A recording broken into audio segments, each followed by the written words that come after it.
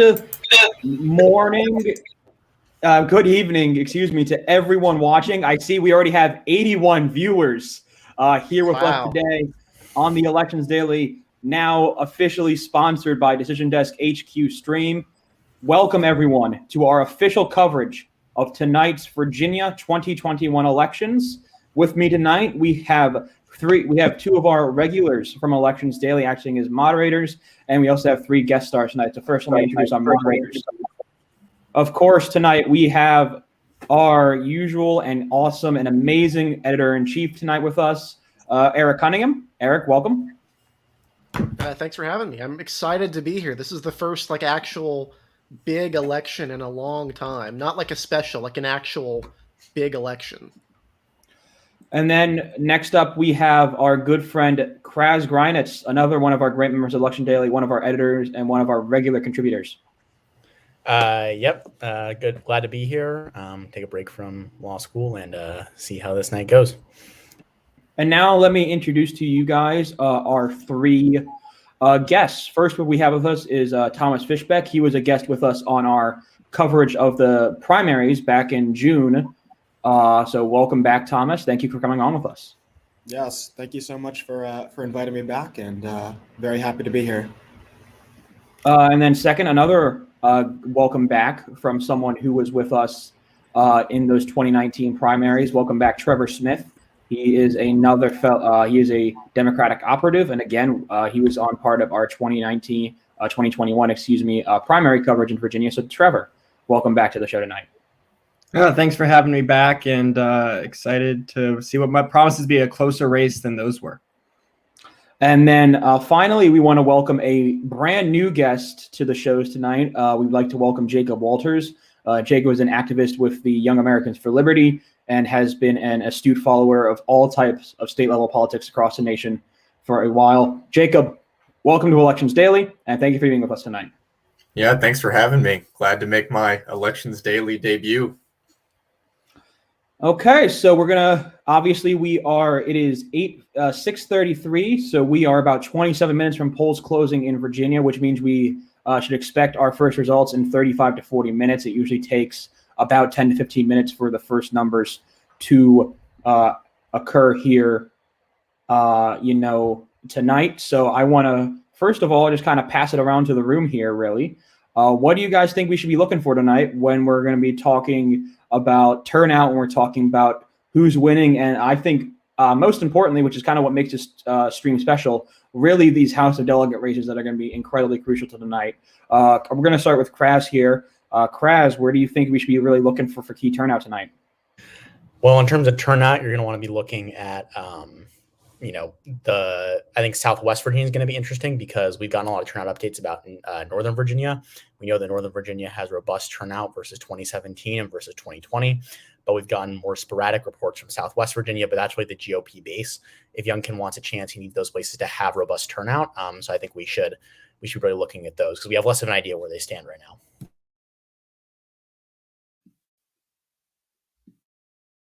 No, you muted, Joe. I'm sorry, I muted myself because we heard some issues of an echo, so excuse me for that. But Thomas, going to go to you here. You're a guy who's been on the inside of this race for a while here.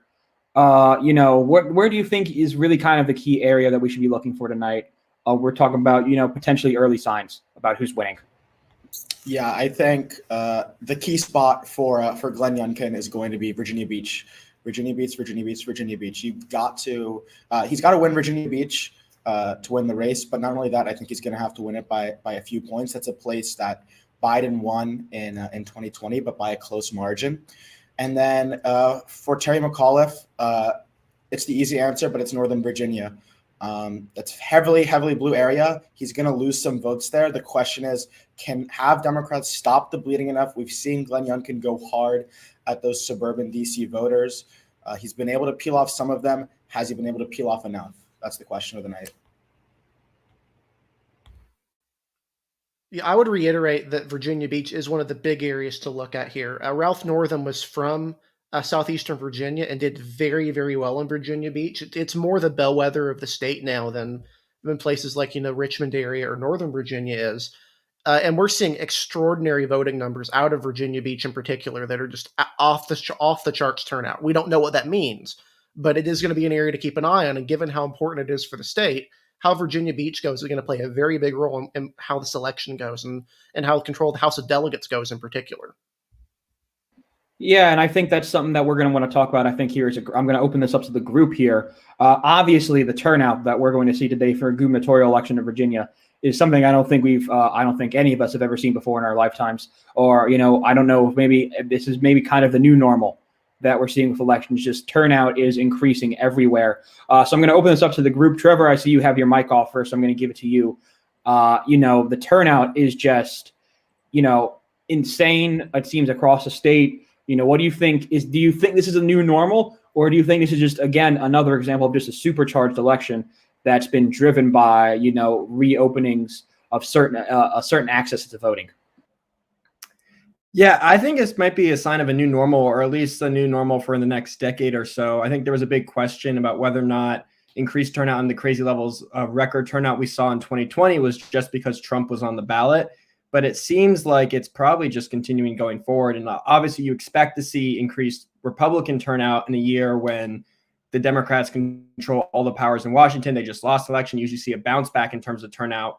But the fact that the Democratic turnout has also stayed high means that this is probably just something that we're going to see for the foreseeable future, where turnout is higher than it's been in the last, 4 or 5 decades,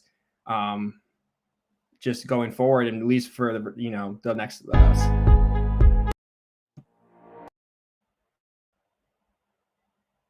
Wrong button click there. I'm trying to get to something here, but kind of want to go back here to drag Jacob into the conversation here. Jacob, again, really what I want to get into now are these House of Delegate races. There's been a lot going on in a lot of these races. You've been one of the few kind of outsiders who have been really interested in seeing how these races go. What do you think is really kind of the key 2 or 3 battleground seats that we should be watching tonight when it comes down to it? Well, what you guys were saying earlier about the statewide elections, how important Virginia Beach is to Glenn Youngkin's chances of victory. Virginia Beach also has 2 of the most competitive House of Delegates seats in the entire state. The 83rd and the 85th are both districts currently represented by Democratic incumbents. And the 83rd, to me at least, was one of the hardest decisions that I made when I was deciding which way to go. The general wisdom among most everybody is that Glenn Youngkin is more than likely going to carry Virginia Beach. And you guys were talking earlier about it. It just depends on how much he carries it by. And to that extent, it also goes to how effective his coattails are going to be to carrying these 2 districts across the finish line, to see if Republicans can flip those. Beyond the 83rd and the 85th, there are 2 districts that seem to be pretty good chances for Republicans flipping at this point. The 2 I would say are most likely: the 12th district over towards the more western part of the state, and then the 75th district, both also represented by Democrats right now. But what makes those more likely flips for the Republicans is those are the only districts in the state that are more rural areas currently represented by Democrats. So if you're of the opinion that rural areas will continue to shift red while more urban areas will continue to shift blue, then those would be the most likely seats. But besides those 4 that I've just said, the 12, 75th, and then the 2 Virginia Beach seats, we're also looking at the 10th district, the 28th district, both kind of up in the northern parts of the state. Both districts where representing Democratic incumbents, but Republicans have really strong challengers there. Those areas are the likely areas where a candidate like Glenn Youngkin will perform well. So we'll just see. But those are the ones I'm keeping the main eye on. And on Republicans' worst nights, the only 2 kind of competitive districts they're currently representing are the 27th and the 66th. So if either of those flip to the Democrats, then we're probably in for a really bad night for Republicans. Yeah, and I'm going to bring something up here. I'm going to show a great map that we've been given here of the 12th district results back in 2019 when incumbent Democrat Chris Hurst, kind of in a bit of a surprising fashion, did not necessarily do as well as he was expected to against a pretty poorly funded challenger in Forest Height. This is a seat that is based in Giles County, Montgomery County, mainly Blacksburg, and Radford. There is a small part of Pulaski in it as well, but that part is so small that it's generally not really that crucial to this race. So we got the 12th district here. I'm going to bring in Trevor here on this one here. Trevor, if we see a victory tonight for Jason Ballard, who's the Republican challenger against Hurst, where you think, you're just looking at this map here, where do you think, can you point to our viewers, where are the key areas you're going to see Ballard improving as a Republican to take this seat? Got to unmute yourself, Trevor. Apologies about that. I think you could really look at, I would think turnout actually in the Blacksburg area would be somewhere to look. I think there's a lot of concern amongst Democrats that maybe the Northern Virginia, college educated professionals are turning out, but they've maybe lost some of the enthusiasm amongst the younger voters in the base. And obviously that's a place that Hurst really needs to drive turnout, including, 2 college towns of, Virginia Tech and Radford. So I think those would be 2 places to look for turnout. And then I guess just around there, like the ones around Roanoke that are a little bit closer in the suburbs of Roanoke, interested to see if he can, continue to be strong there. Interesting candidate, very strong story, Hurst with, having his fiance, powerful story of, her being killed on camera when he was a news broadcaster, and definitely considered like a rising Democratic star in the state. So him losing tonight would be a big blow for the Democrats. Yeah, I mean, absolutely. But I do want to bring in then, though, Thomas here. Thomas, Chris Hurst, though, in the kind of the past year, though, has kind of come under some scrutiny. He's had dealt with some personal issues. Obviously, he was pulled over, it seemed, for a drunk driving incident, and he had a suspended license for that. And it just now came out last night that Hurst was cited for driving with that suspended license last night, while a staffer he was in the car with was stealing yard signs. We do not know for which candidate. I don't believe that was released, but she was stealing yard signs, which is technically which is illegal in the Commonwealth of Virginia. So Thomas, do you think these are the type of stuff that can hurt Hurst in a race and kind of the environment that we're in? Do you think these are going to end up mattering, or do you think partisanship in the end is going to win out here? I mean, yeah, I think partisanship and the decreased turnout that we're expecting in Blacksburg this year is probably the leading factor.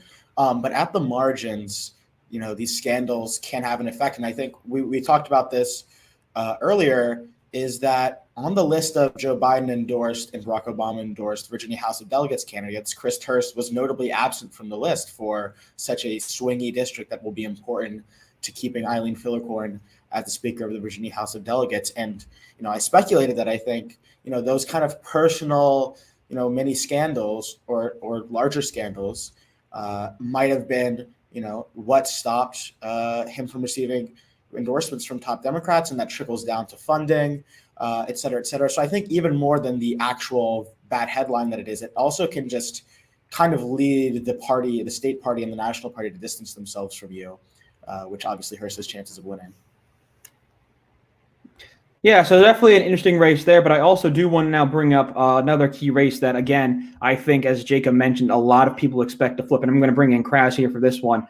We've got the 75th district here, currently held by Roz Tyler. It was the closest of the Democratic-held seats back in 2019. As you can see, Tyler only won by about a 2% margin. So, Kraz, you've kind of taken a look. I know personally you've kind of taken a look at all these seats, but 75th is one of those intriguing ones that we talk about.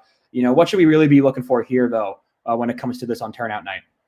Well, this is going to be a good indication of rural Black turnout, especially in South Central Virginia. This is the kind of seat where we might see a drop in turnout during an off-year election. This will also be a good indication, not just the House of Delegates result, but the governor result in this seat, for whether or not the kind of gains Trump made last year, especially in places like Northeast North Carolina, Southside Virginia, other parts of the Black Belt are sustainable. So this seat is certainly going to be interesting. It's definitely probably one of Republicans' top targets, and it will be one of their top targets after redistricting as well. because it has to take in a lot of other red area. But this will be a good indication for whether or not some of Trump's gains are more permanent across the GOP. Yeah, and we're going to bring in Thomas here on this one too. I know he wants to speak, and then we're going to go to Eric because obviously we're going to have a lot of people want to speak on this one because this is such a crucial Derek. So we're going to go to Thomas here first, though. Thomas, where do you think the 75th currently lies as we are now officially 15 minutes away from polls closing across the Commonwealth of Virginia? I mean, yeah, if you're picking one district that's the most likely to flip tonight, I think most of us would be in agreement that it's going to be the 75th. This is an area that demographically speaking, you would see a swing back to Youngkin this year. Washburn was very close 2 years ago in a much worse national environment for the Republican ticket, losing by just over 2 points. And we saw last night the mayor of Emporia, which is kind of the major, it congregates about half the landmass of the district, came out and endorsed Otto Washburn. And we should mention Carolyn Carey, the mayor of Emporia, is, of course, a Democrat. That's a heavily Democratic area. And so that crossover endorsement, that's like, that's a shark in the water if you're Roz Tyler. If you have a mayor in your district of your own party endorsing your opponent, that's not a good sign, obviously. Yeah, going to go to Eric to hear his comments on this one, too. So, Eric, your thoughts on the 75th district? Yeah, I was going to go ahead and just share a brief image, which I thought the comparison to northeastern North Carolina is very accurate. It's very on point. This is the presidential results from Wikipedia on the, and you'll notice there that it's actually very similar to northeastern North Carolina, but actually less Democratic than these areas here. These are portions of the state, obviously, this whole region of the country right here. The rural, poor, Black Belt area has been declining in population for a while. And that's actually resulted in a loss of Democratic fortunes in the area. It's generally assumed that these counties right here in North Carolina will become, if not competitive within the next 10 to 20 years, certainly far less Democratic in the next 10 to 20 years. These counties up here have already seen that sort of growth and that sort of change. And so it would not surprise me to see a Republican flip this district in the long term. And if that happens, I think you really got to consider, the possibility of districts around here. If you look at some of the draft maps in North Carolina, those areas in the Northeast have been split off into a more competitive region. The first congressional district is likely going to take in a lot of that. So a thing to keep an eye on there. That's part of the demographic trend that we're seeing in the political trend in a lot of the country. And it would be very interesting to see it happen tonight. Trends don't happen all at once, but sometimes there is a big moment or a big election where you notice something shift. And I don't want to say that will be tonight, but that certainly would not be a great sign for Democrat for their hopes in these sorts of areas of the country. Yeah, it's definitely. I think I definitely would agree with you on that. I mean, I think there's a lot of intrigue with just 75th in general. This was one of the redrawn seats from being just what was basically a African American vote sing to what it is now. But I think Eric brings up a very crucial point, though, that this is not a trend that is just limited to Southside Virginia. It's kind of a trend we've seen in rural areas that used to be dominated by African Americans in the South. The Arkansas Delta is another one that took a big hit in 2020. We even saw a Republican state House seat in Arkansas along that Arkansas-Mississippi border, eastern border there, flip in 2020. This is kind of another thing that we're seeing trends there, that there are trends definitely happening in the suburbs for Democrats, but there are trends in these rural areas, that even ones that used to be heavily African-American populated that are trending towards Republicans. And I do think that is a pretty fascinating story to look into tonight. But we're going to move on to one of the few Democratic target seats tonight. And I kind of want to go to the more interesting one. I want to talk about Virginia's 66th district here. This is a seat that was currently held by Kirk Cox, who is retiring this year in 2021. It is a Biden plus 11 seat. So I think it is weird to all of us that we're not really talking about as a flip tonight. So I'm going to go to Kraz here first. Kraz, can you kind of explain why we're not necessarily really talking about this as a big chance at a Democratic flip tonight? Well, I mean, I think the one reason is just, Kirk Cox won by 5 points last time, as you can see up there. And people are wildly expecting right now to be a worse political environment nationally for Democrats than 2019 was or 2017 was. So I guess the conventional wisdom is just they already lost this district twice when they had an opportunity to flip it. Now the political environment is likely worse. There's no real reason to believe that they'd flip it unless they're doing very well or better than we expect overall. I will say, given that Cox had deep roots in the community and he was a longtime incumbent and given that this is a suburban district that's been trending Democratic. I wouldn't rule out the possibility the Democrats have a bad night overall, and actually like do flip this seat as kind of a one-off surprise. But I don't quite think it's Democratic enough for that to happen, and I think Youngkin will do well enough here for Republicans to keep the seat. Yeah, we're going to move to Jacob Walters, who has something to add. So, Jake, your thoughts on the 66th district and kind of why it's kind of suddenly not really been talked about in the end here when it comes to these races. Yeah, so one thing that you'll find common throughout just about all of these competitive districts is kind of the same thing you saw in the 2020 congressional elections. Democrats have outraised Republicans in almost all of these competitive districts, including in the 66th. But the difference here is that while in some of these other competitive races, Democrats have just blown Republicans out of the water in the money race. In this one, the Republican nominee, Mike Cherry, has been holding his own very well. And even though he's been outraised by a small amount, outside groups have been spending a lot of money, more money for Mike Cherry than for the Democratic nominee. So, and this doesn't apply all the time, but when a Republican area or a Democratic area with a representative tends to retire, the constituents of that district tend to have some goodwill with whichever party last held that seat. And in an environment like this, where we're toying with the possibility that Glenn Youngkin probably has a really good chance of winning, and it's a toss-up race, it's just hard to imagine Democrats who haven't really put a whole lot of resources into this district being able to flip this one while they had so many other districts that they would rather try to preserve rather than trying to go on the offense and flipping one of the only two competitive held Republican seats. Yeah, I'm going to want to go to Trevor here on this one. So I want to hear from Trevor here why he kind of thinks the 66th has kind of fallen off the edge here in terms of competitiveness. Yeah, I mean, I think just to echo a lot of other people said, like when it looked like this was going to be, McAuliffe like 5 or 6 point victory, like in the early summer, even when it looked like it was going to be a 3 or 4 point victory in like the early fall, this seat was really in play, and the Democrats were thinking about, oh, maybe we can go on offense and like pick up a couple seats. And like you said, it was a Biden seat. But as things have kind of gotten to the later in the fall and things tightened up, the Democrats really, like you said, had to play on defense. And that's why you're just not hearing about this as a potential opportunity, because they're not really trying to flip seats. They're trying to hold seats. Yeah. And folks, as we now get officially, now we are 7 minutes away from polls closing. And hopefully then that means we're only about 17 to 22 minutes away from getting our first results in Virginia, which I think seems kind of crazy to me that we are almost there, folks. We are almost there. This has been what feels like, I think, for a lot of us, a long election cycle. For us in Virginia, it feels like it has been a brutal election cycle, but we're here. We're, again, 7 minutes out from the final turn here. I do want to take. I did see some interesting viewer questions. I'm going to want to take in one here. Just kind of open this up to the group here. From Friedrich Gauss. What do we think? Is the higher turnout that we've seen today? Is that going to be better for the Democrats or for Republicans today, based on the high turnout that we've seen in person today and just in general? Open up to the floor. It used to be the case, there was this assumption that if a bunch of people turned out, it had to be a Democratic victory. And I thought 2020 would have dissuaded some people of that notion that that's absolutely the case. Apparently it has not. Even in a state like this, if there is high turnout, it's not necessarily a killer factor for either party, because it's who turns out that matters.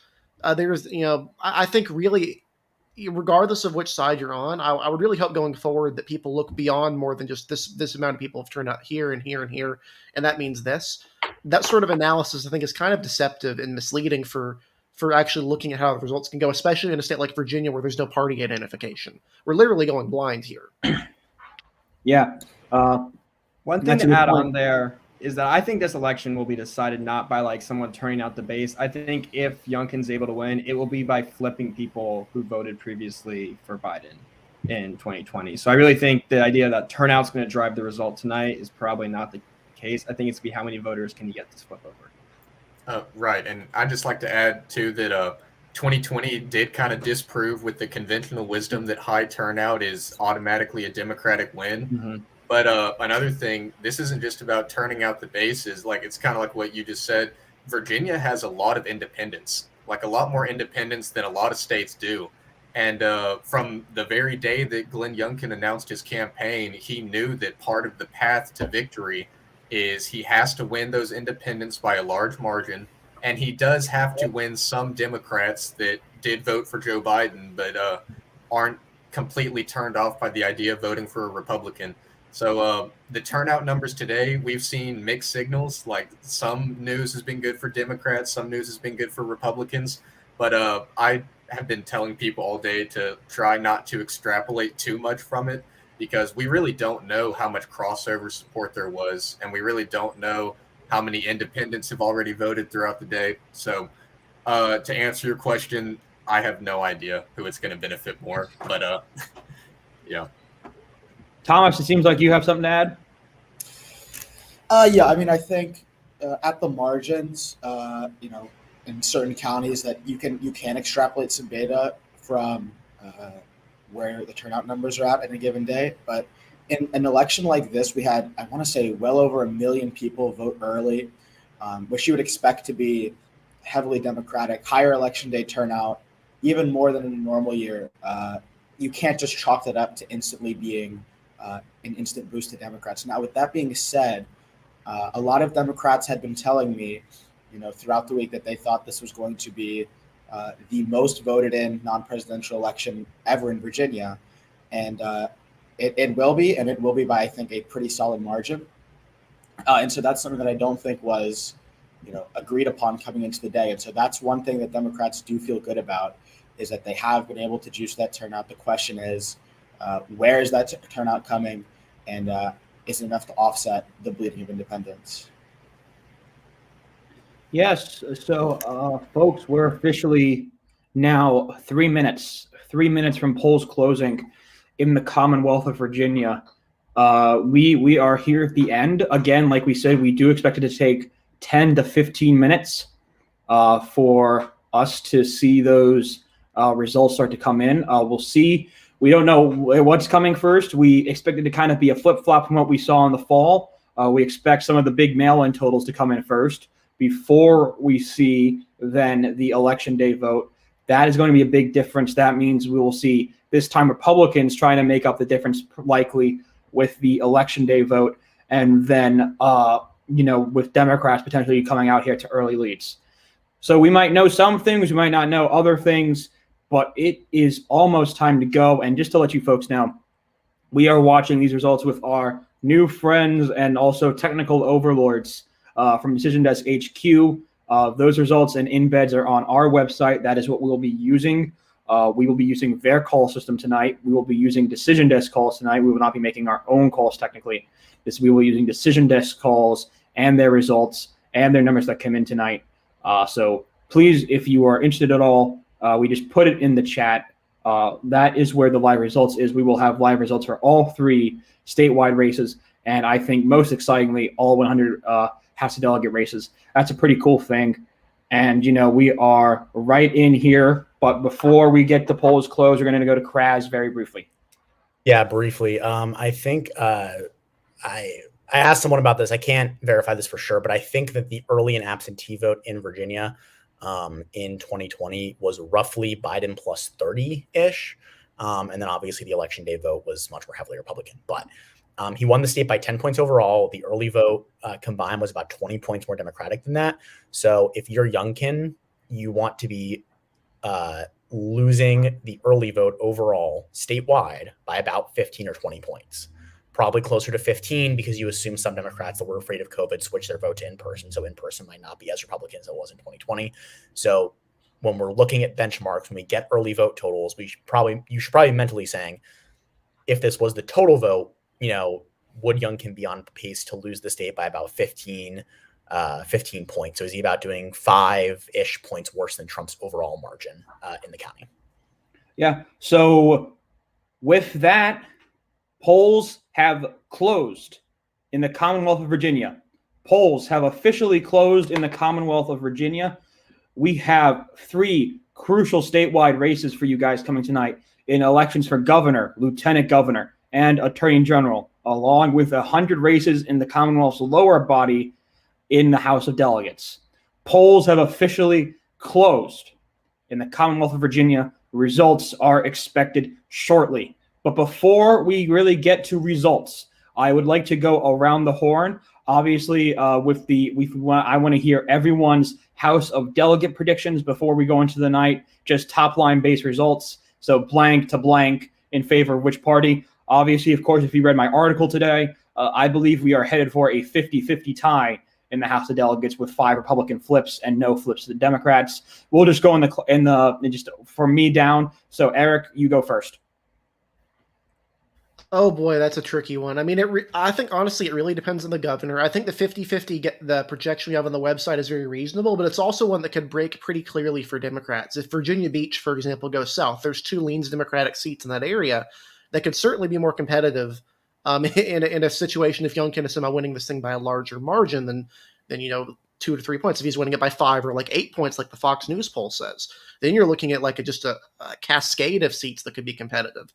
So with the baseline assumption is that Youngkin is going to win or at least pull even, I think the assumption is the legislature is going to be at least even as well. That's what I would start with. All right, we're going to go to Crass. Yeah, I mean, I think that I would assume about an even legislature. I do think there's a possibility here that Youngkin does better than we expect and Republicans still fail to win the legislature because they simply weren't necessarily prepared to contend for a majority for a lot of the cycle. That happened to Democrats in 2017. Actually, they were down like 2-1 in the state house and then nearly won it. They actually tied it, literally tied. And they just weren't prepared. So I think we see maybe a possibility there, but yeah, I expect this to be close. Especially if Youngkin is doing as well as we expect. Okay, we're going to go on here now to Thomas.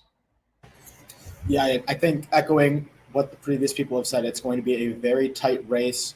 I would expect the House of Delegates race to pretty closely follow the results of the governor's race.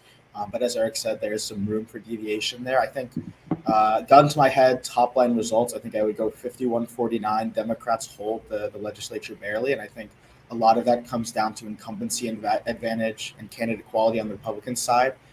We've seen reports of a decent amount of Youngkin / Democratic House of Delegates voters, and I think I would generally expect Democrats in the House to slightly outrun McAuliffe, especially those that are strong incumbents. All right, Trevor. Yeah, I'd say I think like everyone else, it's gonna be razor thin. I think Democrats are definitely gonna lose some seats in the House. I think I will actually flip Thomas's. I'm gonna go 51-49 for the Republicans.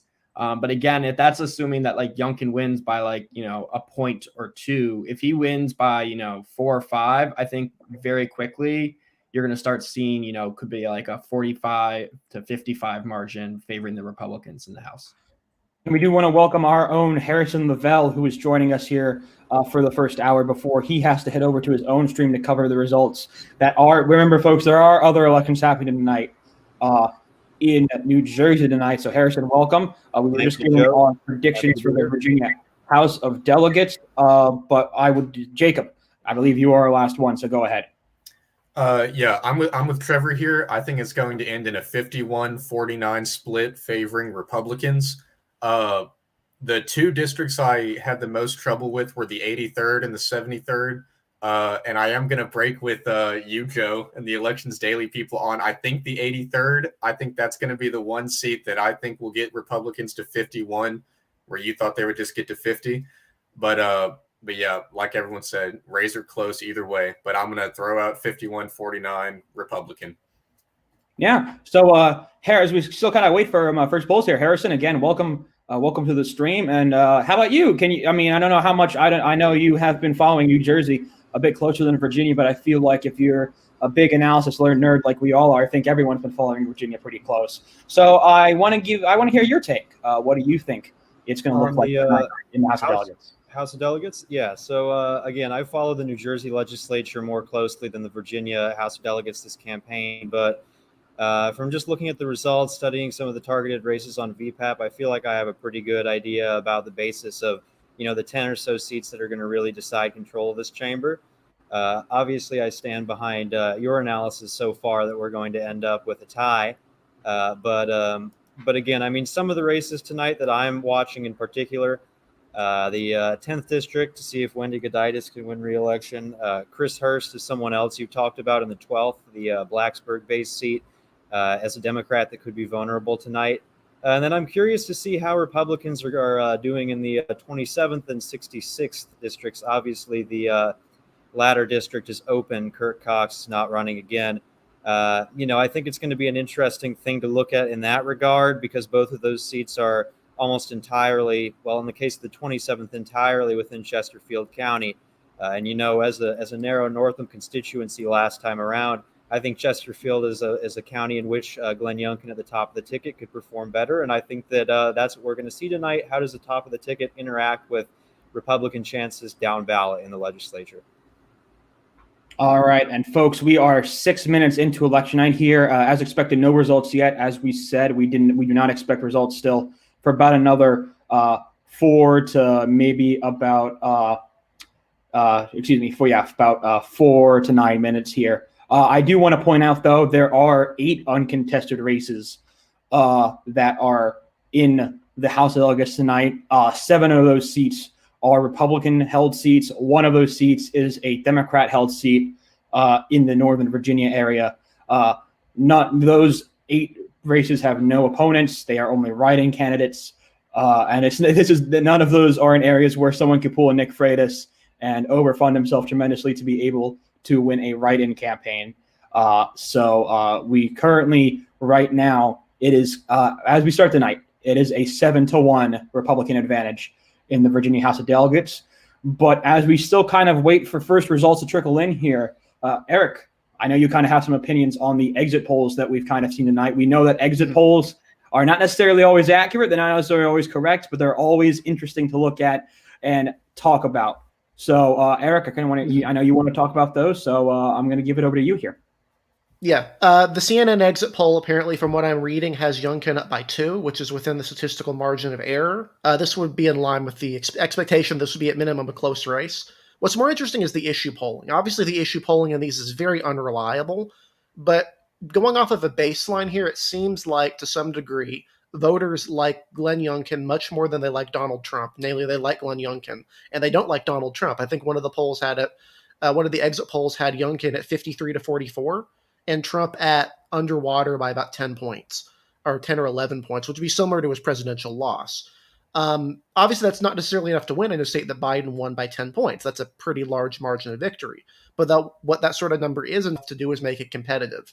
We're waiting for county results. Obviously, those are what really matters. But I just thought it was interesting to note some of these exit polls, because it just kind of lends weight to a lot of what the public polls have been saying as well. This is probably going to be a competitive race. We could be wrong. There could be a polling error. Could be any sort of things that happen. But the more information comes in, the more likely it seems like there is going to be an interesting race tonight. Thomas, it seems like you have something to say, so go right ahead, my friend. Yeah, I mean, the key number that's sticking out to me from these CNN exit polls are among 18 to 29 voters. These are young voters. McAuliffe plus 7 is the result, and obviously that's a terrible result for Democrats. Really bad news for Chris Hurst, who's really counting on strong turnout from Blacksburg, obviously a college town, Virginia Tech. If Democrats are only up 7 points with young voters, Hurst is going to lose, and it's going to be very tough for Democrats to win statewide. And honestly, if people are tied, if it's that close, Hurst is going to lose. He's not just going to lose, but he's probably going to lose badly in that regard.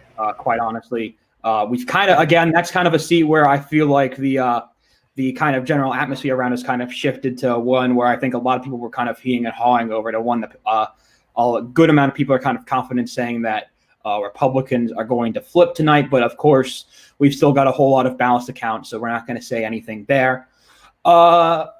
Jacob, Trevor, I feel like hasn't talked to him all, so we're going to bring him in here.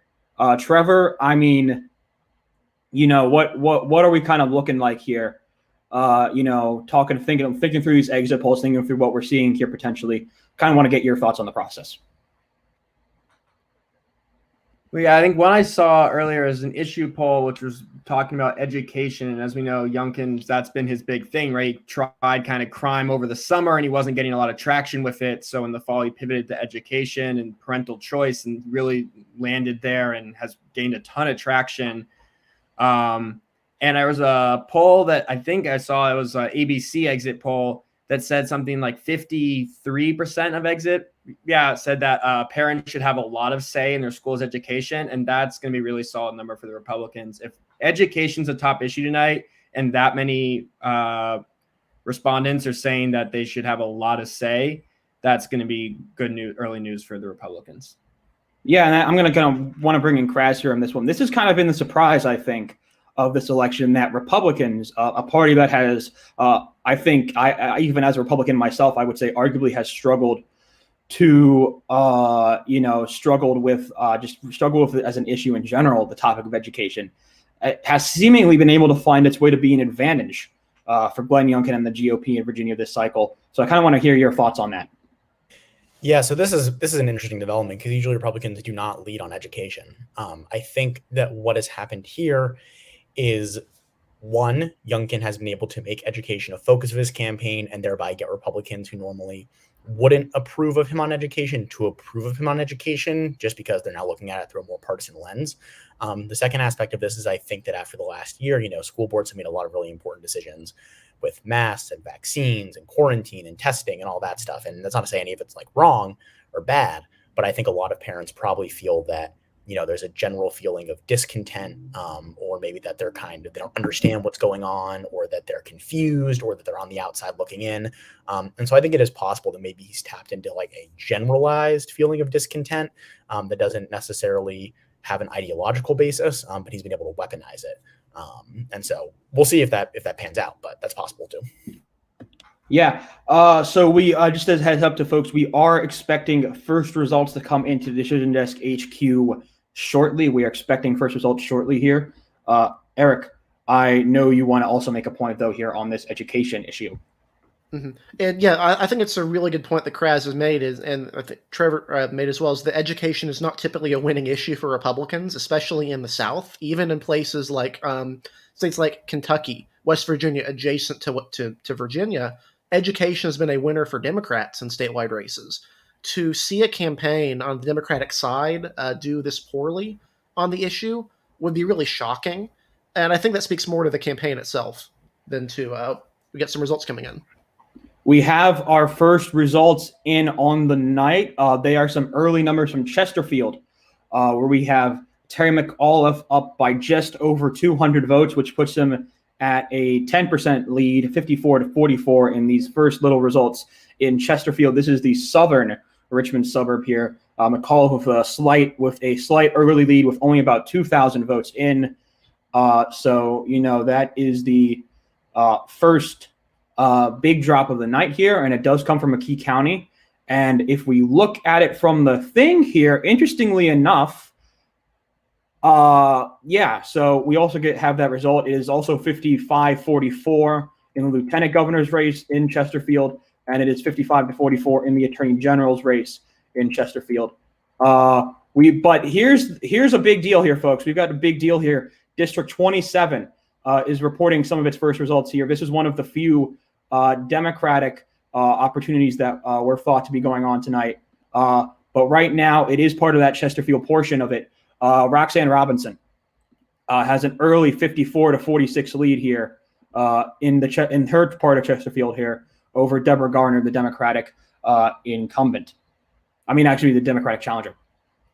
So first reactions to those early votes, guys. Just open to the. McAuliffe needs a higher margin than that at a Chesterfield from these votes, right? This was a Biden +7 county, so this is mail ballots. It's a disaster. I mean, these aren't mail ballots. These aren't all the county's mail ballots because it's only like 3,000 votes. So this is probably just like one precinct in person or one precinct early in person or something like that. I don't know what these results are, so I'm not going to draw too many conclusions. But he would need a higher margin than that, and I don't really think he's doing that poorly, even if he's doing poorly. Mm-hmm. I think the bigger thing is the herding among the candidates for governor. We mentioned in the article, or Joe mentioned in the article, that it was expected that Glenn Youngkin would do the best of the three Republicans statewide. And then in order, it's Miyares doing the weakest and Winsome Sears in the middle. They're all pretty similar. But out of the three, that's following that same order Joe had mentioned in the article. I just wanted to say, looking at the House of Delegates race, because the House of Delegates chamber is probably one of the most interesting things up in Virginia tonight. I think that's an interesting start. Obviously, 80% of the 100% of the district, if it's is in Chesterfield County, and Robinson only won by 189 votes last time in a very close race. So, if Democrats are going to win a seat, like Joe said, and I believe also mentioned in his article, that's one of their better opportunities to do so. We do have some other key House races starting to come in, folks. We have some numbers in from the 66th House district. This is between Katie Sponsler and Mike Cherry. This is from the Chesterfield portion, I believe, as well. This is from the bluer part of Chesterfield, I would get. Yes, the bluer part of Chesterfield that we've seen come in. Sponsler has a early lead here, as expected from these blue parts of Chesterfield. It's a big lead. It's 79-21 here in this small amount of votes here. For the Democrat Katie Sponsler here against Mike Cherry in this open seat that is currently held by Kirk Cox. But I think interestingly here, though, we do have some numbers from the 75th district. Republican Otto Waxman is in the lead here. These numbers, it seems like they come from Brunswick County. Yes, they come from Brunswick County. Waxman here leads 60-40, very small number of votes in here. But Waxman here, though, currently in the lead, though, in the 75th district, another one of those crucial House races that we've been talking about here as you see results come in. So we also do have more votes, I believe, statewide, as we expected. That was a pretty big dump. As expected, where some of these areas came in, it looks like there's an error in Orange County because that is reporting 206 votes to nothing for Mark Herring. So either that is a crazy amount of mail-in ballots that came in clutch for Democrats, or that is a reporting error. The big one to focus on right here now, Chesterfield. Glenn Youngkin is leading there by 2 points right now against Terry McAuliffe with about 6% of estimated ballots in, according to Decision Desk HQ. Winsome Sears is up by just over a point. And I believe Jason Miyares himself is also up by just a little bit under a point, by about 0.98%. So again, I just want to keep opening up to the floor here. If you guys have something to say about these early results, I know you guys should all be looking at them. So please go right ahead and see what you have to say. I think one thing that's interesting to start off is you just see even already that Miyares is behind the other GOP statewide candidates, just only by a little bit. But if that's a trend we're going to see tonight, I feel like that would align with our expectations.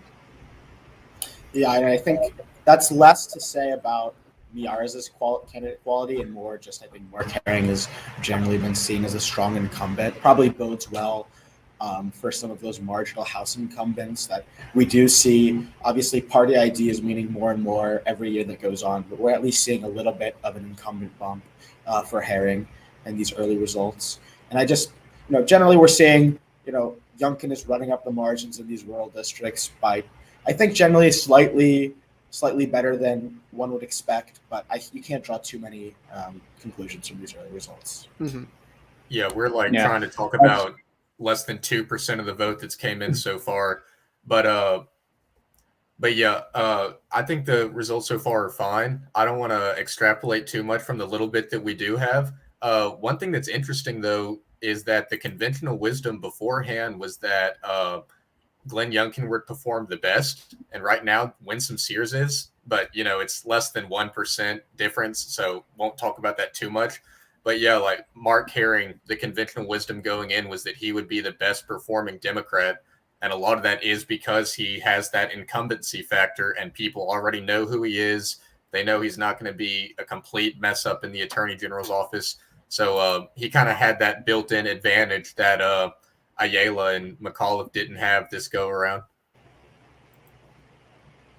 Yeah, I do want to give a small update here, just because it's a quick update in the 27th Deborah Garner has taken the lead by about 80 votes there in the 27th district. So I will also say it does look like this is mostly early vote. Election day vote coming in first, which is a change from what we were told to expect. So, we've got a bunch of votes coming in here right now. We've got a long night, I think, still ahead of us. So here we go, folks. So again, still open up to the floor. Just let's continue to hear some discussion about what we're continuing to see right now here on these races. So yeah, I think nothing we've seen is really would lead me to believe that we're not in for a super tight race. So I think it's a question I have for the panel, which is interesting with these differences, is do we think it will be close enough that you could see Democrat win the governorship and Republican win the lieutenant governorship? Or I think Mark Herring's probably the most likely to do this. Is it really a plausible reality that Youngkin wins, Sears wins, but Herring remains Attorney General? I would say the margin will be pretty thin, but it's going to be so close it's possible. Yeah, I think I would concur there. It's, I would expect a gap of about a point probably between the governor's race and the attorney general's race. So in a tight statewide vote, that can really matter. And I did want to point out, this is just sort of a side note, but we do see we haven't mentioned her yet. We have a third party left-wing independent for Liberation Party candidate, Princess Blanding. She's polling over 1% right now. Most of the vote is out of Chesterfield, which you would expect to be one of her better precincts. She is from Richmond. But again, in a very tight statewide race, the presence of a left-wing independent candidate polling, let's say she ends up at an eighth of a percent. I mean, at 0.8%, that's still enough that in a tight race, that could be the difference. Mm-hmm. And it's worth noting that Mark Herring is infamously no stranger to close elections. The first race he won in 2013 was decided by a margin of less than 1,000 votes. So this has happened for him before, being able to win a narrow victory against a statewide in a statewide ticket. Granted, that was a Democratic sweep that year, but as per all years in Virginia since 2009, actually. Yeah, I do have some updates for us, folks, and some more key House races. With some more of Chesterfield coming in, Roxanne Robinson has retaken the lead in the 27th House District. Again, this does seem to right now be turning towards a close percentage here, but so certainly it's going to be one going to be watching all night here in the 27th District. But we have another key one in the Virginia Beach area. The 83rd is starting to show some early numbers. We've got Tim Anderson. The Republican, up 59-41 over Nancy Guy in some early numbers there, where Decision Desk is reporting about 7% of the vote in there. So some big early numbers right there right now in Virginia Beach. Nancy Guy, that's the only House race we're seeing right now from Virginia Beach. Nancy Guy down to Timothy Anderson, currently in that seat right now, 59-41. Obviously, early numbers, not going to want to extrapolate too much from that, but something that is certainly interesting to see. I want to go back to Trevor's question about the Attorney General's race. Most public polling so far has shown that Herring kind of outperforms McAuliffe and Ayala. And I think that a lot of forecasters kind of went with the assumption of maybe a tilt R race, but also a tilt D lieutenant governor's race, and maybe like a lean Democratic Attorney General's race. And most people that I've talked to don't expect the margin to be over 2 points either way. So I guess there definitely is a scenario, and I would say that it's probably likely to happen that where if in the event that Glenn Youngkin does win, he may be likely to be the only Republican that won statewide.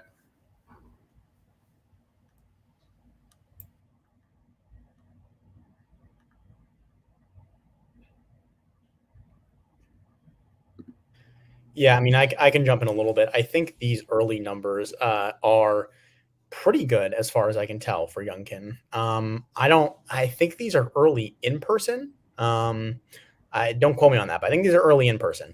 And they look to be what you would want to see if you're Youngkin, because McAuliffe is running significantly behind Biden. Obviously, he'll catch up with mail ballots, but then Youngkin will recatch up with election day votes. So This is, I think, what you'd want to see, but it does point to a close race right now.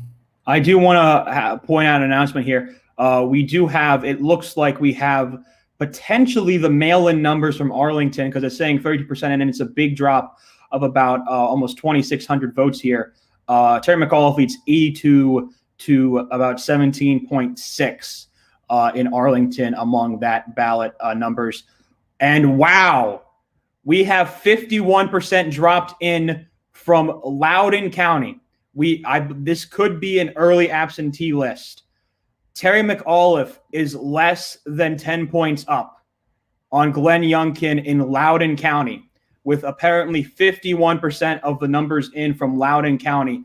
That is a shock if that is the early and absentee vote in Loudoun County. We do not know for sure, but we're going to look to get reports on that.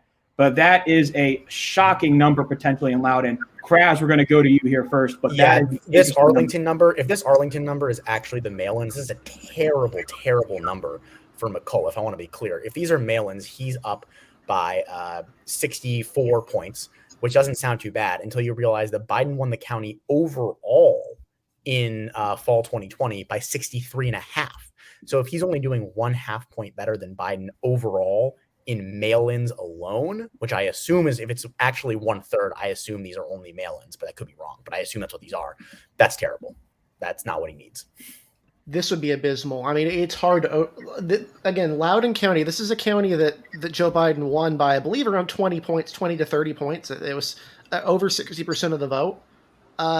This is really bad. This would be atrocious, to put it lightly, in these sorts of counties. And Prince William, there's not a whole lot in there, but if that Loudoun County is accurate and those are holding up and the actual thing, and it looks like they've been updated as well for the other races, that's not good for Democrats, to put it lightly. Yeah, I'm going to want to bring in the Thomas. Harrison, I know, has a comment. So Harrison.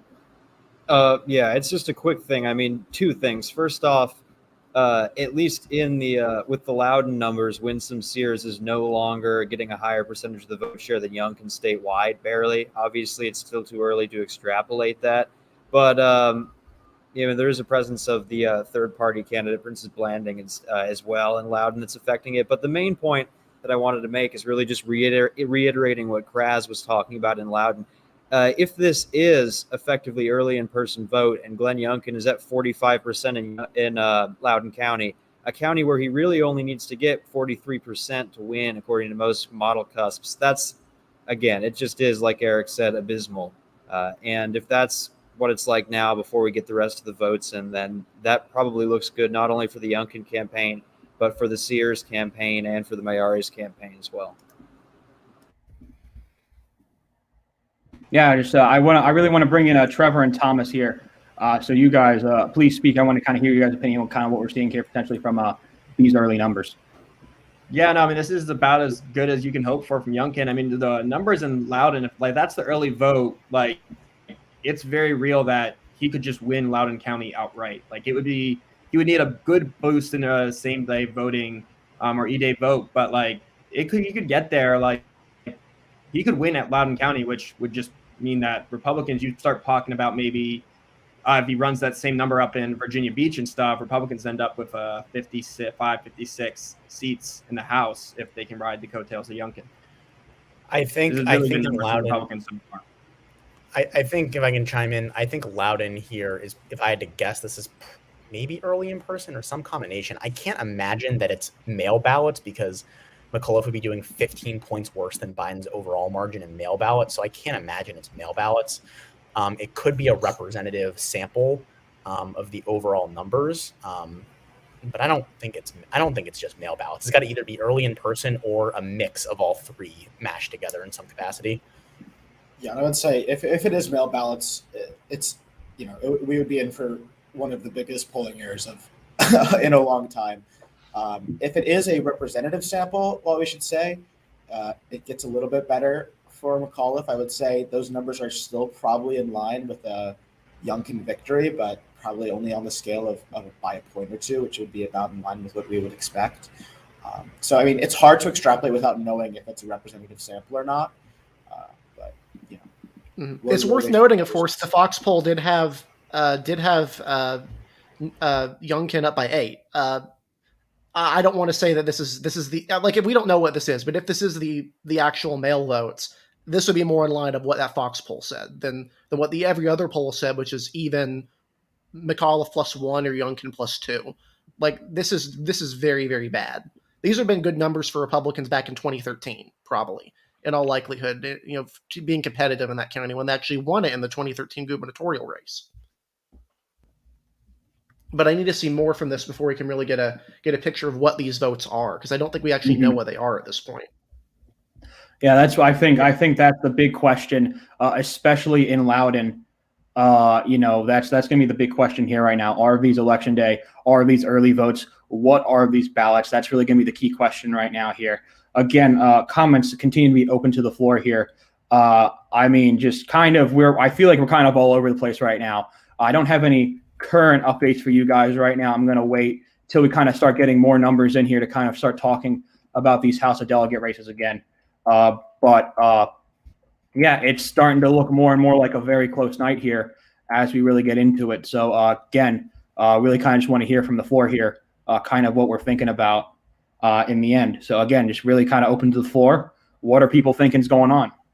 I just want to know, there was a question earlier about where the Arlington numbers were and if they were mail ballots. The Arlington numbers that were just released were in-person early voting, but no mail ballots in that batch. No mail ballots. Okay. So that's not quite as bad as it could have been if that was early mail for McCall.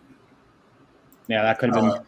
I wanted to say that right now, Glenn Youngkin is blowing Terry McAuliffe out of the water in Virginia Beach. And we have only small numbers in so far for the 83rd and the 85th district, the two competitive ones in Virginia Beach. But right now, Republicans are leading in both of those races. It feels like narrow results everywhere. It is literally a difference of less than 200 votes right now in the gubernatorial race, with a decision desk estimating about 8% of the vote in Commonwealth wide. So this is kind of where we're kind of going to get in the nitty gritty now, folks. We're about 30 minutes into results here. A lot of interesting stuff to really kind of be focusing on right now. There's a lot of interesting numbers out here. There's a lot of things to look at. It's just, I think this is looking like to be, it's going to be a fascinating night. We're waiting on mail-ins. We're waiting on a lot of different numbers here from different counties. We don't know where certain votes have come from. There's still a lot of questions up in the air, folks, about what's going on tonight.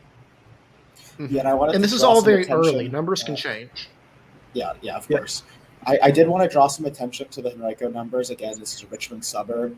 We're seeing 52-47 McAuliffe there, which would be, this is the type of county that you would expect to swing hard back to Youngkin, but that would be a much stronger swing than I think even the Youngkin campaign was expecting. So that's I think a county to really watch, and I think that puts a lot of those Richmond area House of Delegates seats for the Democrats in serious trouble if that margin holds up. I think besides Henrico, you could also look at Chesterfield, which is interesting as well, nearby to Henrico, right to the south of it.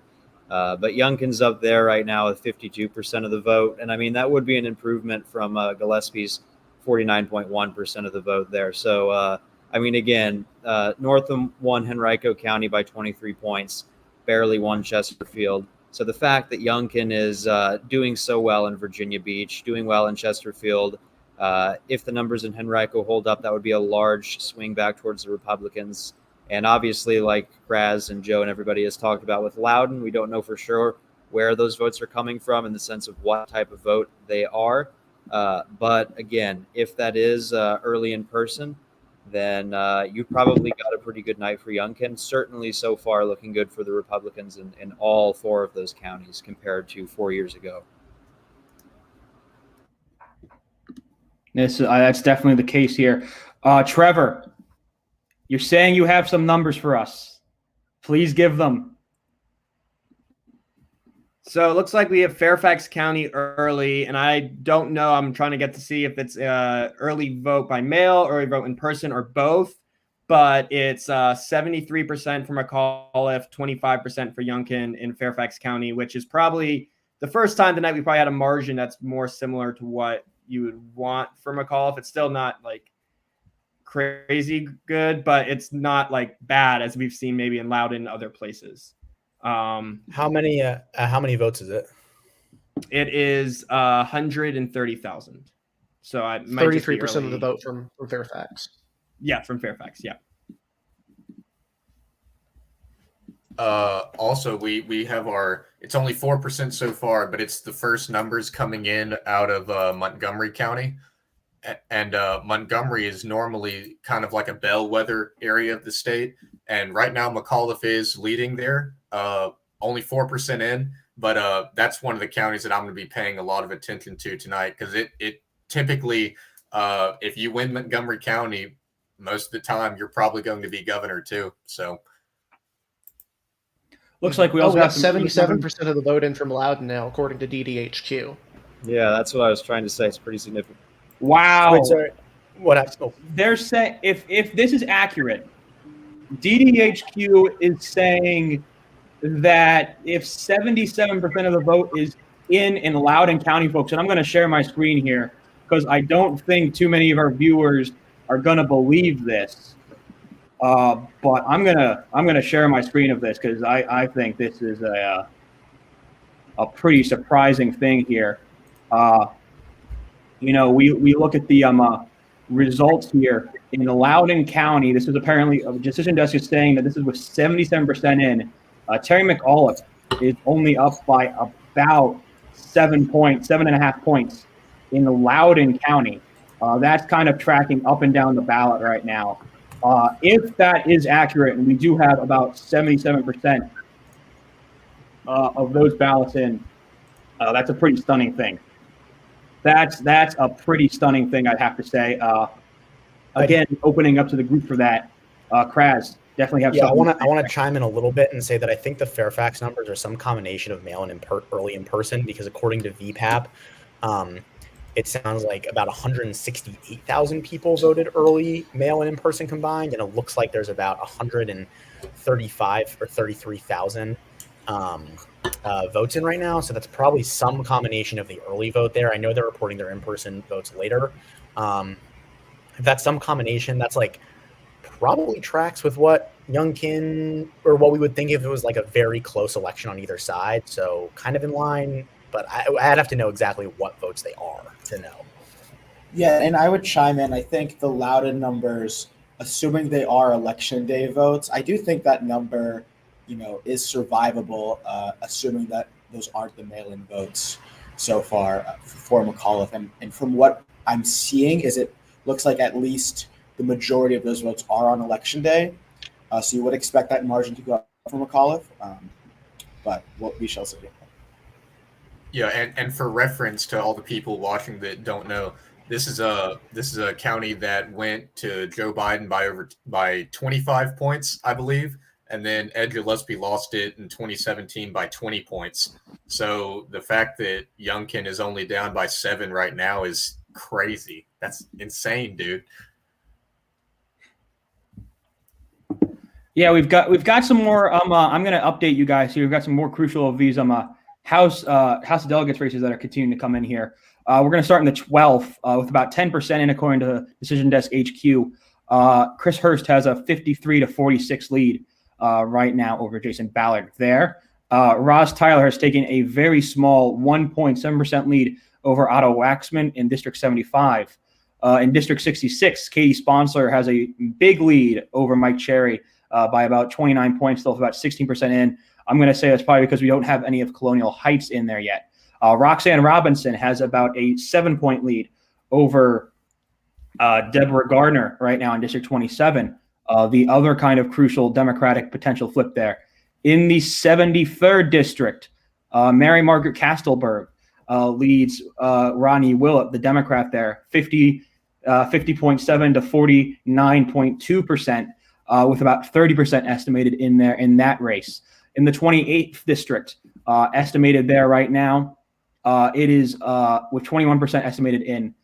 We've got Tara Durant leading 57 to 43 over Democratic incumbent Josh Cole there with about 21% in. With an estimated 21% in the District 10 Nick Clemente holds a 2-vote lead. Yes, you heard that right, a 2-vote lead over incumbent delegate. What happened there? Incumbent delegate. Wendy Gooditis there.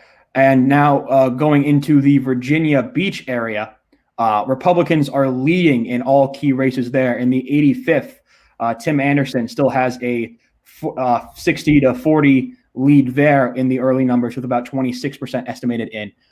In the 21st district, Tanya Gould leads Kelly Fowler with about 6% in there, 53 to 47%. In the 85th district, Karen Greenhall holds a lead over incumbent delegate Alex Askew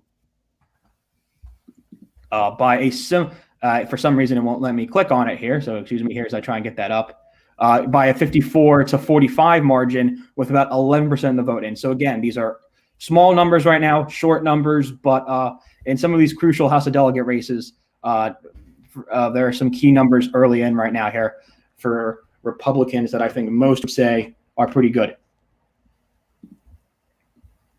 If I can chime in here, according to our friends at DDHQ, there is one fully reported county now. Tiny Buchanan County in Southwest Virginia is apparently 99% in with 5,700 votes. It cast roughly about 10,000 in the 2020 election. What's notable in Buchanan County, some observers will know, it is one of the most ancestrally Democratic counties in the whole state. Down ballot Democrats consistently do better there. Hasn't been as much the case recently, but it is a unique county given its political history. Anyway, Trump won it by about 67, 68 points, 67 and a half to be exact. And with 99% in, Youngkin looks to win it by a little over 69 points. So it looks like he will slightly outperform Trump in this rural southwestern Virginia county, which I think would be important for him. He needs to obviously outperform Trump by more than just 1 or 2 points statewide, but this is ancestrally Democratic. Typically, gubernatorial candidates for Democrats get a lot more crossover support. So I think this is good, but maybe not super representative news for Youngkin. One thing that's interesting about Buchanan County in particular, obviously, as you mentioned, ancestrally Democratic, but if you looked at what Kyle Kondik was saying over the Crystal Ball, one of the points they were making was that you might have more room to fall if you're a Democrat in these rural counties. And a key to Youngkin's victory in a close race could as much come from, like you said, getting an extra 1.5, 2-point edge over President Trump's performance last year, as it could come from getting some ground back in counties like Henrico and Loudoun with suburban voters that have recently been hesitant to vote for the GOP that Youngkin's trying to get to revert. So, something like that's big. If you look at Southwestern Virginia the rest of the night and you see that that's a trend of Youngkin performing better than President Trump did, that, again, would pan out, and every vote from those tiny counties would certainly end up helping him in a tight race that we're predicting. Yeah, and one more thing to chime in on here. It looks like also Richmond County, which is a small county in eastern Virginia, is 95% in according to DDHQ with 3,100 votes. It's a little less than it cast in 2020. What's notable there, though, in 2020, Trump won Richmond County by 25%, and DHQ has Youngkin winning it by 40%. So that would be a 15% shift in a pretty red, but not extremely red county. And that's the kind of numbers Youngkin want to see. Mm-hmm. Yeah, there's just a lot of numbers. We still have a while to go here for sure. So, I think so far this is giving me flashbacks to Miami-Dade when we were all shocked here with our shocked faces about what was going on. The numbers there. It kind of feels like, again, we don't know what's going on in Loudoun. We don't have necessarily full confirmation about what's in and what's out. Look, this is a crucial time. This is a crucial moment. Loudoun County right now, seeming to be the shocker right now in these areas. And just for some college football fans out there, since I'm sure there's going to be maybe a few here in the early night here. The first release of the college football playoff has to go Georgia, Alabama, Michigan State, Oregon, Cincinnati left out, which boo. I say boo to that. We want Cincy in. We want Cincy in. That's what we want to see. But let's get back to elections. Loudoun County, the shocker so far tonight. I want to just continue to hear from the entire group. This is probably so far the shocker. What are your guys' thoughts? Mm-hmm. I want to get some firm confirmation. Oh, sorry. I want to get firm confirmation on where these. I want to get firm confirmation on whether these are the mail-in votes left or the in-person votes left. There's VPAP is saying that there's no early votes in, no mail votes in. Wasserman is saying that Loudoun County is saying that there are early votes in. So that's a pretty big difference in whether or not this is a really good result or really bad result for McAuliffe in particular. Yeah, I mean, if it's still mail ballots are out, then it's okay. This isn't great, but not terrible, in line of a close race. If the mail ballots are already in Loudoun, it's almost curtains already at this point in the night for McAuliffe. And then it's just how big is the margin going to be for the Republicans? So that is the question of the hour, is whether or not what's out in Loudoun is the early mail ballots. Yeah, I mean, in a way, it's almost like a reverse of what some people who were saying, if we were at a polling era kind of similar to what we saw in 2017, and McAuliffe was going to come in and do better than we expected, there was a lot of talk that a Democratic leader win in Virginia Beach would be a sign of an early night. But as you mentioned, if these votes that we're getting out of Loudoun, where you have Youngkin at 46%, far above what Republicans have hit in recent years, at least in the last gubernatorial race, then that is a very good sign. And if those votes include mail-ins or even early in-person votes, again, not what the former governor wants to see in his bid to take back the mansion here. Yeah, that's certainly the case here for sure. Still a lot going on here as we get into it tonight. There's just a lot of things going on here. We're still waiting on Fairfax, of course. Fairfax is going to be the key county here tonight. And we are, though, seeing some of the trends that I believe Kraz had mentioned this, but the results in those southwestern counties.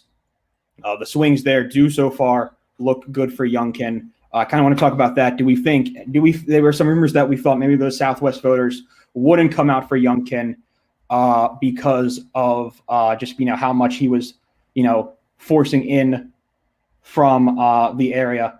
So, I just kind of want, again, for the group here, it seems like that hasn't turned out. Are we surprised by that at all?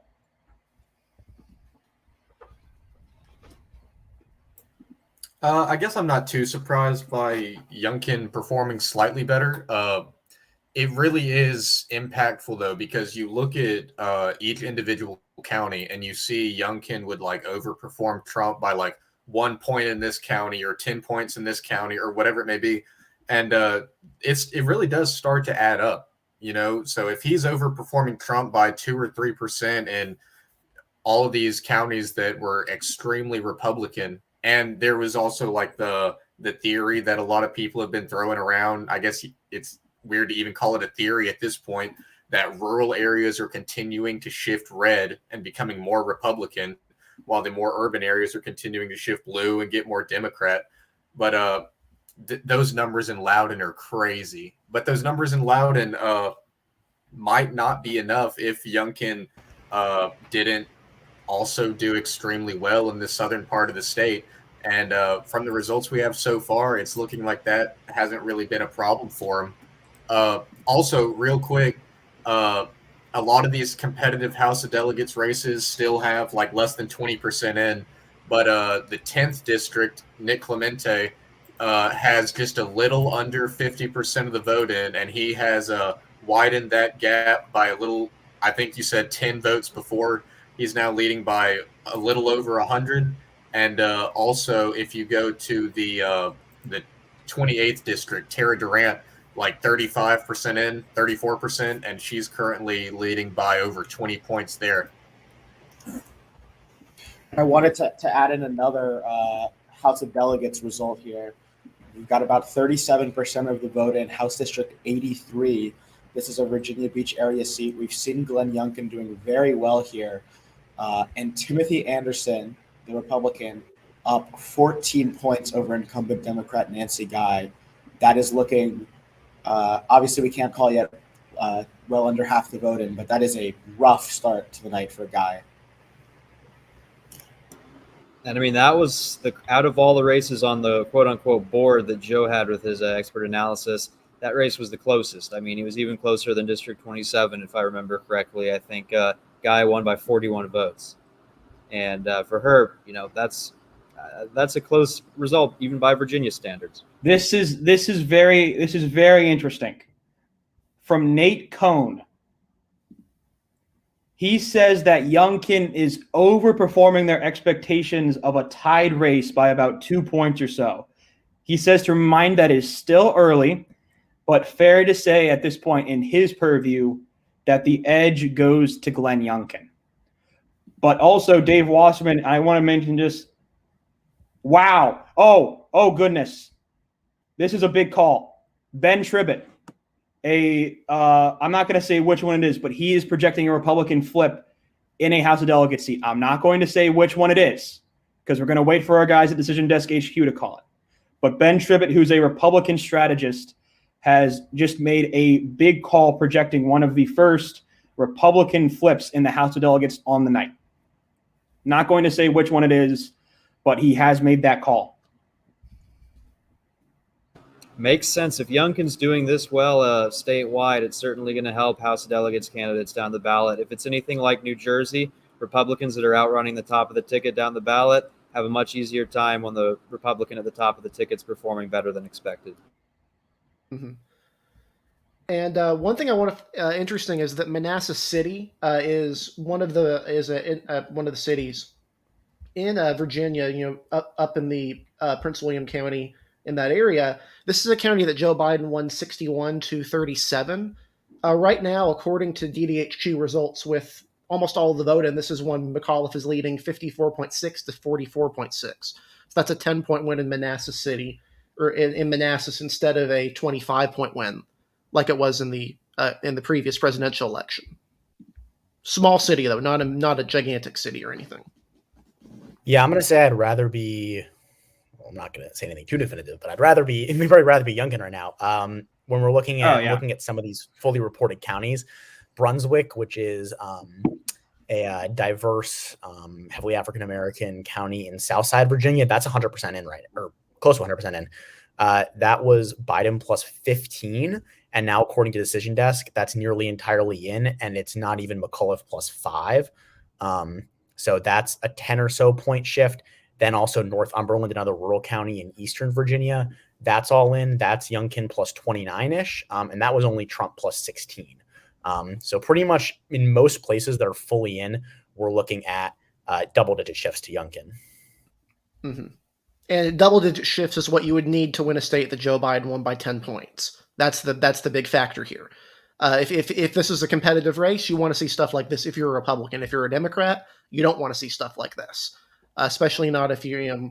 Although obviously, if it's still a 2-point race, and it looks like right now, Youngkin is at 51.4%, and Miyares is at 50.9%. That's still within the threshold that you could see a Youngkin and Winsome Sears win, narrow statewide win, but also see Herring win, like we mentioned before earlier in the stream that Trevor mentioned. That's definitely a possibility, especially if it's very, very close, because there is a noticeable lag down ballot for those other candidates. Yeah. We're just kind of slowly really starting to get in those numbers here. Let me see here.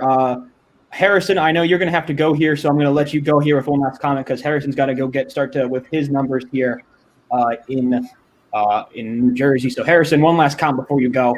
You got it. Go ahead. Sure, no problem. So we talked about Montgomery County earlier being a bellwether, but another one, and I'll shout out my friend Armin Thomas, who does a lot of work with this stuff and works with us. He mentioned Brunswick County, which is 56% black, as another potential bellwether to look at the comparison there. And currently in the gubernatorial race, McAuliffe is winning there by roughly 5 points, which is down from a Northam win of 15 previously. McAuliffe won it by 24 in 2013. So that's definitely a drop there. And, it's also affecting this 75th district race with Roz Tyler versus Otto Waxman in a rematch. And if you look at the Brunswick County margin from 2 years ago, Roz Tyler won by about 20 points. Now she's actually underperforming Terry McAuliffe in the county with 85% in, and that margin's down closer to about 4 points. So, that was the bluest county in the 75th in that delegate race. And, I think that's just another sign that Roz Tyler, we're not projecting anything, but definitely a Democrat that could be in a lot of trouble. She currently leads by about 1 point district wide. But there's a good chance I could be back later. This doesn't look like it's ending anytime soon, but for the next few hours, I'm going to be over on New Jersey. So good luck with all you guys. And if it's still going later, I'll come check back. But thank you for watching, everyone. And come watch some of the New Jersey stream. Good night. Thank you to Harrison for coming on. By the way, guys, I also wanna- Thomas, we're going to go with Thomas. We're hearing a lot of stuff here. I heard Thomas' voices first. Just want to make it clear to our viewers, you do not have to go watch the New Jersey stream. It's New Jersey. Stay with us. We're the cool ones. Plus, I think we're going to have some closer races. I will say the New Jersey stream, they do a really good job covering New Jersey, and there's going to be some interesting factors there. They have a lot of competitive legislative races there, and it's also going to be interesting to see whether or not that gubernatorial race is within 10 points or not. This is likely going to be the first time that New Jersey has elected a Democrat back-to-back for governor, the same governor twice in a row on the Democratic side in decades. So it is going to be a historic night there in all likelihood.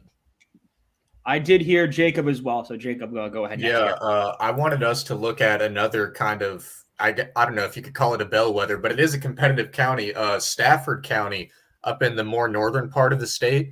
This is a county that Ed Gillespie won by 5 points. And then in the 2020 presidential race, Joe Biden won it by a little over 3 points.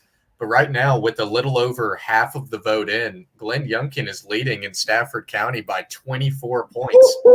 And that is crazy. Like, still, it's only a little over halfway in, but that is a big jump. I am gonna say that is probably election day vote in, basing on the numbers there, but that is a hefty number there in Stafford County on election day. Kraz, I'm going to go to you next because it looks like you've wanted to say something for a while, and then we're going to go back to Thomas because it also looks like he wants to make a point. So the Kraz. Yeah, I mean, look, I'm still looking. Maybe viewers are tired, but I'm still looking at some of these fully reported counties. Wythe County fully in, Trump plus 57, Youngkin plus 67. So, another 10-point overperformance. That's in Southwest Virginia. Again, ancestrally Democratic. If he's getting a 10-point overperformance there, he's probably getting even bigger overperformances in other parts of the state. According to Decision Desk, sorry, let me check this. It looks like we have almost all of Manassas. Is that Manassas Park? Yeah, just Manassas City in. Manassas City looks to be almost entirely in. That's McAuliffe plus 10. In 2020, it was Biden plus 24. So that's another, again, 14-point overperformance. So pretty much every single place that's being fully reported, Youngkin is doing exactly what he needs to do. And so McAuliffe has to pick up the pace in terms of he needs to start having some mail ballots come in or something, because right now Youngkin's hitting his benchmarks, I think. Yeah, I think there's no doubt he's hitting his benchmarks. I did just look that the Virginia Department of Elections website finally caught up to DDHQ. And the Loudoun County ballots that are out are the mail ballots. The early vote in-person ballots are in, and there's most precincts in person are in, not all. So there's still some that are outstanding, but the early absentee mail-in ballots are still out in Loudoun County. So that's, a small silver lining from our call right now in what looks to be a pretty dark cloud. Yeah, and I would add there, I think that's some good news for McAuliffe. I think all of us would agree that you'd rather be Glenn Youngkin right now, but this is survivable for McAuliffe. It's very far from over. It's an early night. I also, as we close on the top of the hour, I wanted to give a quick House of Delegates top line update. Right now, it's 12 Republican wins, 9 Democrat wins. Nothing too surprising so far. I mean, these are all all these calls have been made in very dark blue or dark red seats. I did want to draw attention to House District 12, though. We said coming into the night this was probably one of the 2 seats most likely to flip. Jason Ballard, the Republican, up about 9 points on incumbent Chris Hurst. about a quarter of the vote in right there, but it's not looking good for Hurst right now. Yeah, still a lot to come in though. There's still a lot here left to go here. There's still times to come and things to do. Obviously, the count in Nova that'll, as we kind of confirm more and more of those races, that'll almost certainly really start to get in some of the big numbers that are needed for Democrats. But no, we are definitely continually here for a long night. Again, this is very much an open discussion here. I continue to want to hear what people say. Eric, I know you've got a comment here. Mm-hmm. Yeah, the big thing is that I would say the one county that's been doing better than expected for McAuliffe right now seems to be Fairfax County. Just based on the numbers in total, that would be a marginal overperformance. It would look like if this is truly a mix of election day and early voting, this is a little bit better, probably, or about where about where Biden is. So it's not seeing the regression you're seeing in Loudoun or other places around. But aside from that, this is pretty much showing a competitive race, which is what the polls were showing consistently leading up to the election. It's just it's been a long time since there's actually been a competitive election in Virginia at a statewide level. It's definitely interesting to see what happened again from all the looks of it. I also want to bring our attention to the House of Delegates District 10. Right now, it looks like Wendy Guditis, the Democratic nominee, is back in the lead. There's 81% of the vote in so far. She's leading by about 3.5 points.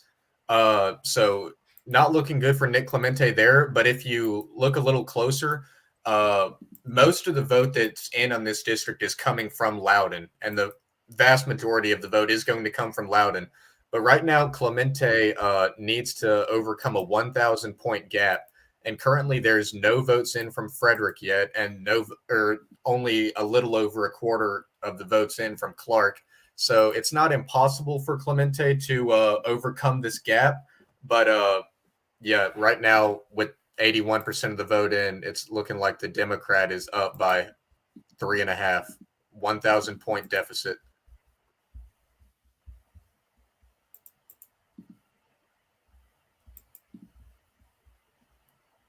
And I wanted to jump in to talk about another very important district. This is some slight good news for Democrats. In House District 75, we said coming into the day, this was probably the most likely blue to red flip of the night.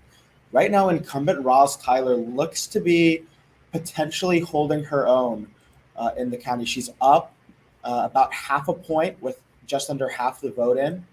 If we look in Sussex County, which is about 90% in, Tyler losing by about 3 points there. She lost by 1 point there in 2019 and what was a 2-point district-wide win. So it looks like the Washman-Tyler race is going to come right down to the wire.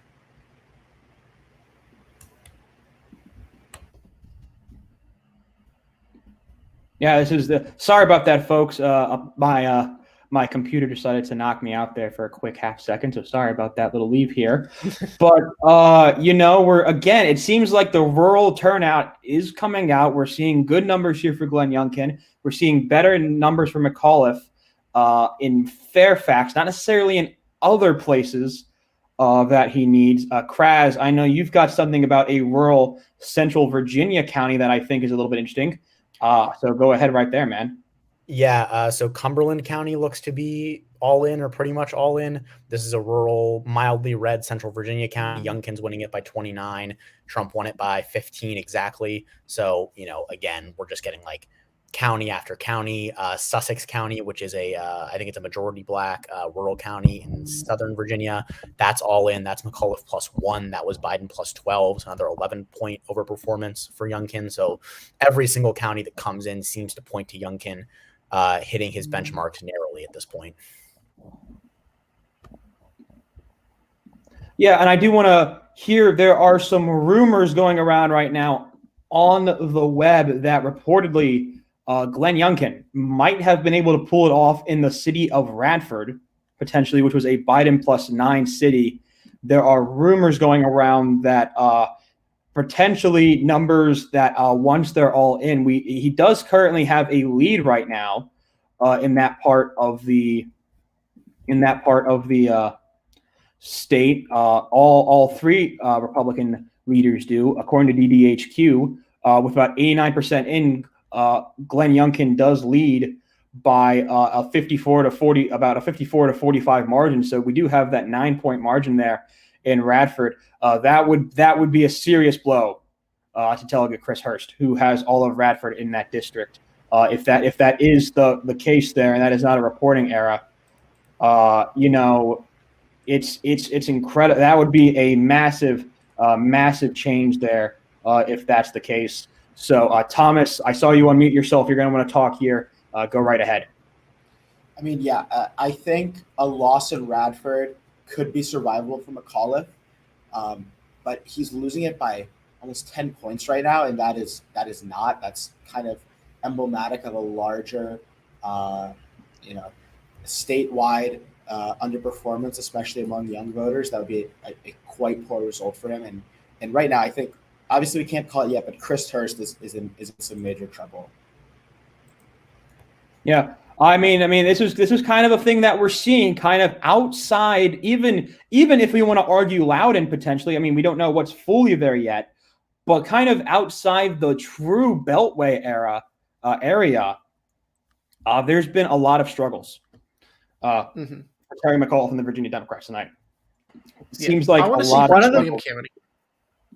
One of the things that we talked about in June when we were doing the primary show was that how is it going to be dangerous for Democrats to have no one who's a nominee from the Virginia Beach or outside of Northern Virginia. This is, obviously Northam was from that area. And we were like, will this hurt them outside of Northern Virginia? And it's looking like it is, as they're, places that are fully in other parts of the state, they're underperforming dramatically.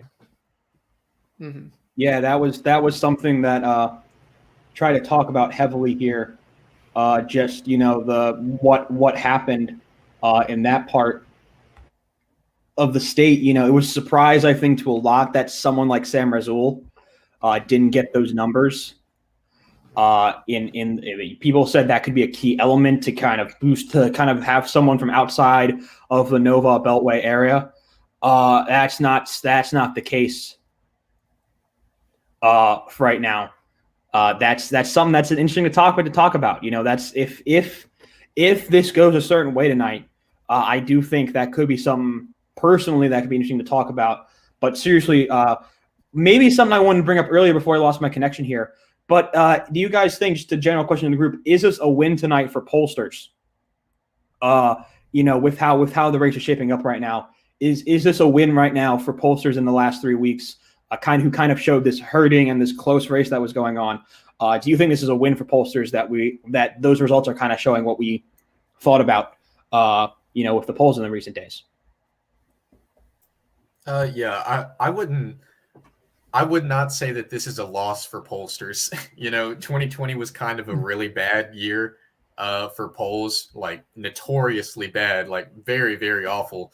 But a lot of polls over the last few weeks have been, they've showed a competitive race.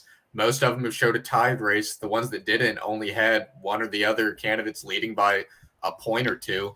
And from the results that we're looking at right now, it is looking like you would rather be Glenn Youngkin than Terry McAuliffe, but it is looking like this almost 10-point margin that Youngkin has right now is definitely going to narrow as the night goes on. Obviously he's not winning by 10 points, but yeah, I wouldn't say that this is a loss for pollsters. I think they did a lot better on this one than they did in the 2020 races. That's I don't think there was anywhere they could go but up. I think from 2021, quite honestly, I think that's hard to say. Kraz, I believe you have kind of another report potentially on another rural county. Yep, we got King George County, great name, in rural Eastern Virginia again. If decision desk numbers are accurate, I have no reason to doubt them. Youngkin's going to win this county by 42%. That's pretty significant because this is only a Trump plus 21 county. So this would be a 21-point shift in favor of Youngkin. The turnout here looks to be lagging a little bit, so I wouldn't be surprised if there actually are some more votes to come in. So maybe have to be a little careful, but this does seem to be in line with what we're seeing. Mm-hmm. And I have a comment real quick about I've been mentioning several times the possibility of a Youngkin win, but other candidates down ballot losing. Right now, Sears is actually pulling pretty close to Youngkin, only about half a point behind him. Miaras, though, is actually a whole point behind Youngkin right now. The last I checked, it was Youngkin leading by 10.5 points, Sears leading by 9.9 points, and Miaras leading by 8.8 points. So that's about a 1.7% difference between Youngkin and Miara. So if Youngkin wins this by 1.5%, that's the margin you would expect possibly Miara's to lose, even and Herring to win. So that's one thing to keep an eye on here. We don't know how close this will be, but there is a little bit of a lag, like we expected, between Youngkin and these other candidates on the ballot. Really, I do want to point out there is really kind of one big Democratic precinct that isn't reporting yet. We don't have anything from Richmond City yet. That is obviously a pretty heavily Democratic area that is not yet showing any results yet. That is a city that is very heavily based on African American turnout. That's really kind of the last true Democratic solidity seat here that we're waiting to see some numbers from. So that's kind of the big one, I'd say, that we get right now. So again, continuingly opening discussion here. I want to open it up with the House of Delegates here, the House of Delegate races here as we get close to it here. What are you guys seeing? I am going to start with Kraz here, kind of what we're seeing right now for these House of Delegate races. Yeah, well, it looks to me Republicans are doing what they need to do. It sounds like they're getting the numbers they need. Youngkin's getting the numbers they would want to see. It really just comes down to, did they target the right races? Was the infrastructure there early enough? Because I think that Youngkin for sure is getting the numbers that they want to see in order to be able to flip the House of Delegates. I think the individual race results point to a Republican majority.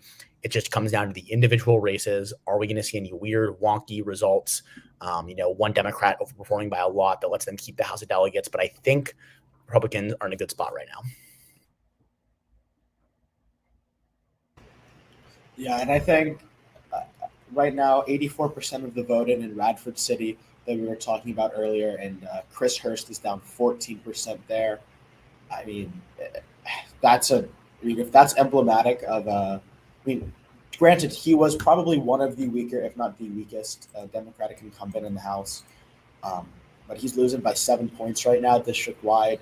That's going to be that's a bad sign, frankly, for the Democrats if they want to hold on to the House of Delegates. Yeah, and the last thing I said about the 10th district, the Wendy Gooditis, Nick Clemente one, a few minutes ago, there was 81% of the vote reporting in, and Clemente was down by about 1,000 votes, and now it's 84%, so not much of a difference, but now he's only down by 700, and right now, I didn't look at all of them, but I think that one is probably the closest competitive race at this moment, and with 84% of the vote in, we're probably going to find the winner to that one pretty soon, but in terms of some of these other districts, yeah, like what Thomas said, the 10th district is not looking good for Chris Hurst at all. The 75th, right now, Decision Desk still has the Democrat up by a small margin, but it's looking like with the votes that haven't been counted yet that it's not looking very good for Roz Tyler either. So, and the Virginia Beach area too, go to the 83rd district and the 85th district, Glenn Youngkin easily carried Virginia Beach, and it looks like both of these Republicans are ahead with right now with a little less than half of the vote in, but still things are looking very good for Republican House of Delegates candidates across the state. I mean, if you even want to go further than that, this is not one that was necessarily thought to be in play in the lean, but it was in the likely column. The 91st district, only 30% of the votes in, but Cordoza is up by 5%. We don't know where those all are, but if that one's in trouble for the Democrats, then this is, getting ugly and scary for them. And also, let me bring up District 93 right now, 54% in that race. We had this rated as safe. Jordan Gray, the Republican governing against Mike Mullen there in that seat, up 58-42 with 54% in, according to Decision Desk.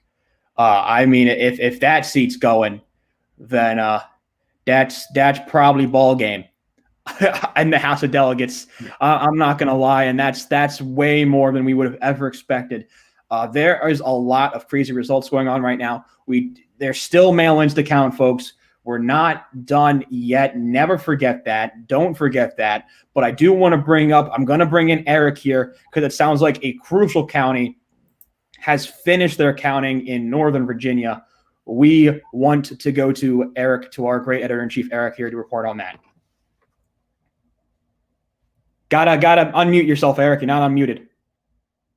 Sorry. Loudoun County is, I was looking at the data here. Loudoun County, according to DDHQ, is 99% in. I'm hearing from others that it's 100% in. And so right now, the results are Terry McAuliffe wins 11.1% of the vote.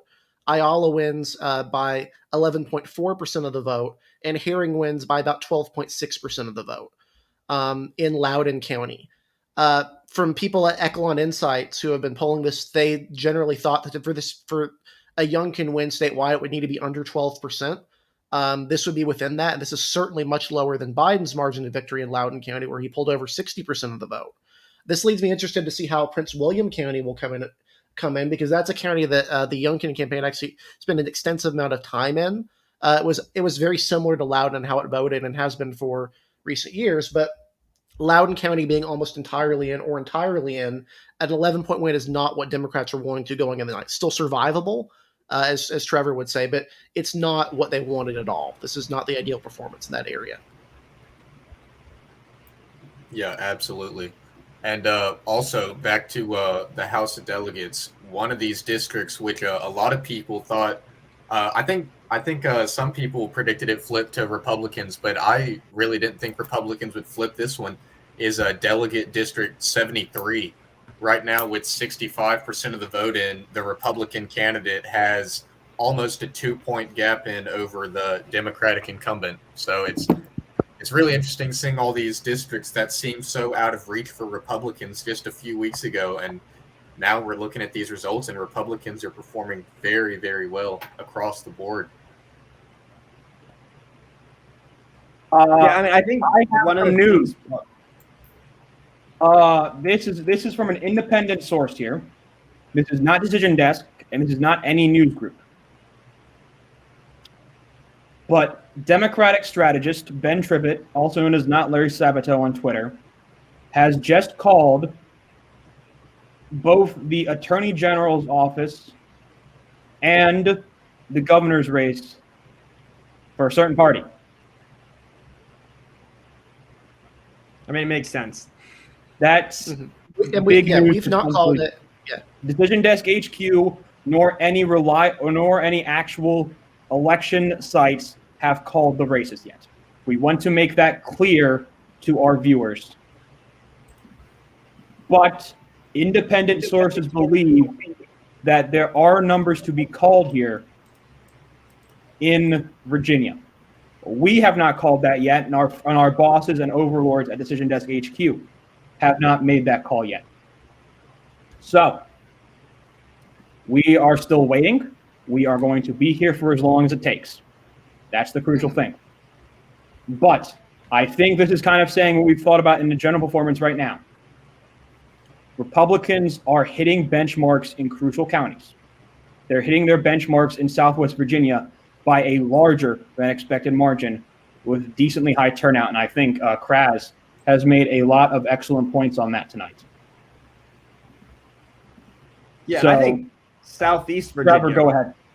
Sorry, I was gonna say, and I think Southeast Virginia might be the area where they're actually like overperforming the most. Like we talked a lot about, like Northern Virginia is survivable. Loudoun County, the results were survivable. Southwest, I think it might have been expected. I think the place where Democrats are really taking a beating tonight right now is in Virginia Beach and Hampton Roads. And to me, that story right now is how poorly that's going. That's what's going to cost them a bunch of seats in the House potentially, and could be the reason that they lose a statewide election or 3 statewide elections tonight for the first time in almost a decade, more than a decade.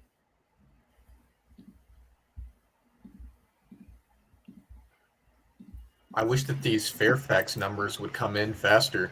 It was 33% in for the longest time, and now it's only 37%. It's Apparently there's been some issues with counting with Fairfax. From what I've as been I was seeing. going to say, welcome to counting with Fairfax County. Usually not a fun time. Yeah, and I think if you're Terry McAuliffe, you need some unexpectedly large numbers out of Fairfax if you're trying to hold on to this race. I mentioned earlier how Montgomery County is one of the bellwether counties for the entire state. And I gave you an update last time, but right now, with 49% of the vote in for Montgomery County, Glenn Youngkin has 60% of the vote, while Terry McAuliffe has just under 39%.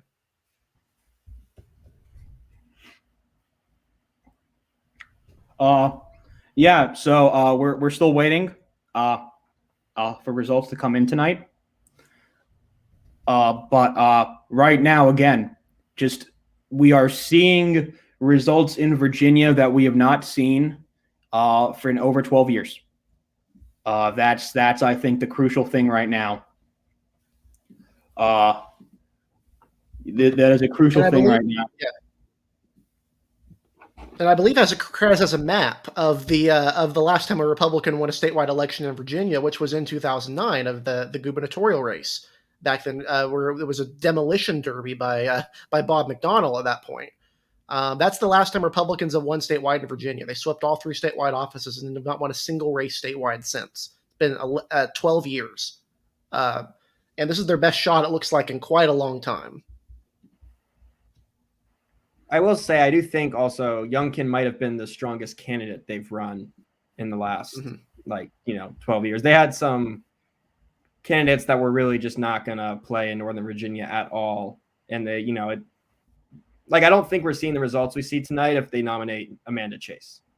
Mm-hmm. You're telling me Ken Cuccinelli wasn't the greatest candidate in history? Yeah, exactly. That's what I'm trying. That's the cutting insight right now. You're saying that Ed Gillespie running on immigration in 2017 in Virginia wasn't a mistake?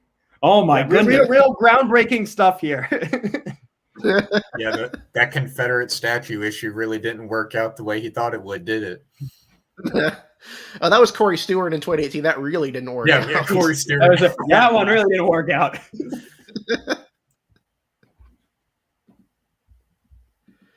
And I mean, you think about it, this is actually kind of a demonstration of something a lot of people say is that candidate quality matters. Democrats, 2013 kind of got bailed out by a really bad Republican candidate.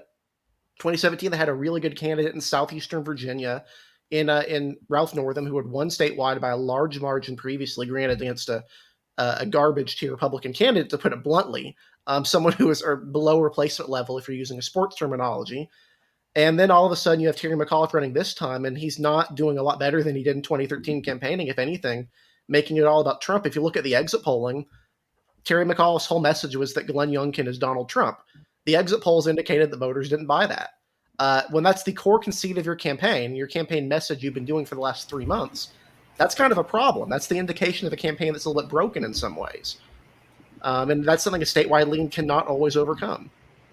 Yeah. One thing that made Glenn Youngkin so powerful as a candidate was his ability to respond so well to every attack that Terry McAuliffe threw his way. Like one great example, Terry McAuliffe was trying to attack Glenn Youngkin for being an anti-vaxxer or like not taking COVID seriously. And Glenn Youngkin not only ran a statewide PSA encouraging people to get vaccinated, but then he also ran a wide variety of ads where doctors are speaking to the camera, telling people that the only candidate in the race that sent out a TV ad encouraging people to get vaccinated was Glenn Youngkin.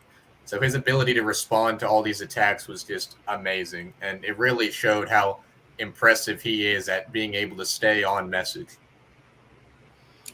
Yeah, I would, to add on to that a little bit, I mean, I think you do have to put some blame on national Democrats in the Congress and President Biden. I mean, I think the national environment is always, one of the strongest driving factors. But to follow up on what Eric said, I do think there is some level of blame to be placed on the McAuliffe campaign. Last night, he gave his closing speech. He mentioned Donald Trump 13 times in a 15-minute speech. I mean, I think he's a popular ex-governor. A lot of good things happened during Terry McAuliffe's time as governor. He worked with the Republican House with Kirk Cox as Speaker fairly well, and he's kind of just focused on the Trump message. And as we've seen, it's clear from the exit polls, voters in Virginia do not like Donald Trump. They do like Glenn Youngkin. They don't see those two people as the same. And so frankly, Glenn Youngkin has done a much better job than I would have expected in terms of threading the line between, your moderate Northern Virginia historical Republicans that have shifted left and your Southwestern Virginia MAGA base. I mean, that is a very, very hard needle to thread, and he did it very well throughout this whole campaign. Yeah, and I think kind of tailing on that, like if you look at like Youngkin's like message, it was always about issues, and Terry McAuliffe did not do enough to distance himself from national politics. Like the Democrats have a bunch of popular issues in Virginia that they've done over the past couple of years, and they didn't run any ads on those issues at all over the entire campaign about like, oh, here's what we've accomplished, here's how we're different from the Democrats in DC, trying to separate themselves, because it's a bad national environment right now to be a Democrat. They need to create that separation of, no, we're not the federal Democrats, we're the state Democrats. And they didn't even attempt to do that at all. And, then people are just going to view it as a national referendum if you're not able to do that successfully.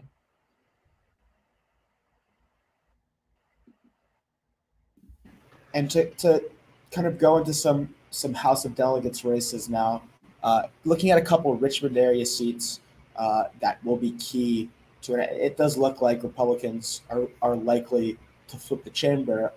But if Democrats want to keep those margins tight, they're going to have to hold on to House District 72 and 73. Those are two Richmond suburb seats that Schuyler Van Valkenburg in 72 and Rodney Willett in 73. Both of those candidates right now are down by about a point, a couple points in Schuyler's case, waiting on some mail-in votes, and those are going to be races that are right down to the wire. But if Republicans can flip those two seats, I mean, we could be looking at a R plus 7 or 8 night, if not more. I think R plus 15 is not out of the question right now in the House of Delegates. Wow. It's maybe that's a bit of a stretch. That's a bit of a stretch, but 10 plus is really they're 15 would be a super majority, right? That would be 60 out of 100. That's true. That's probably not. But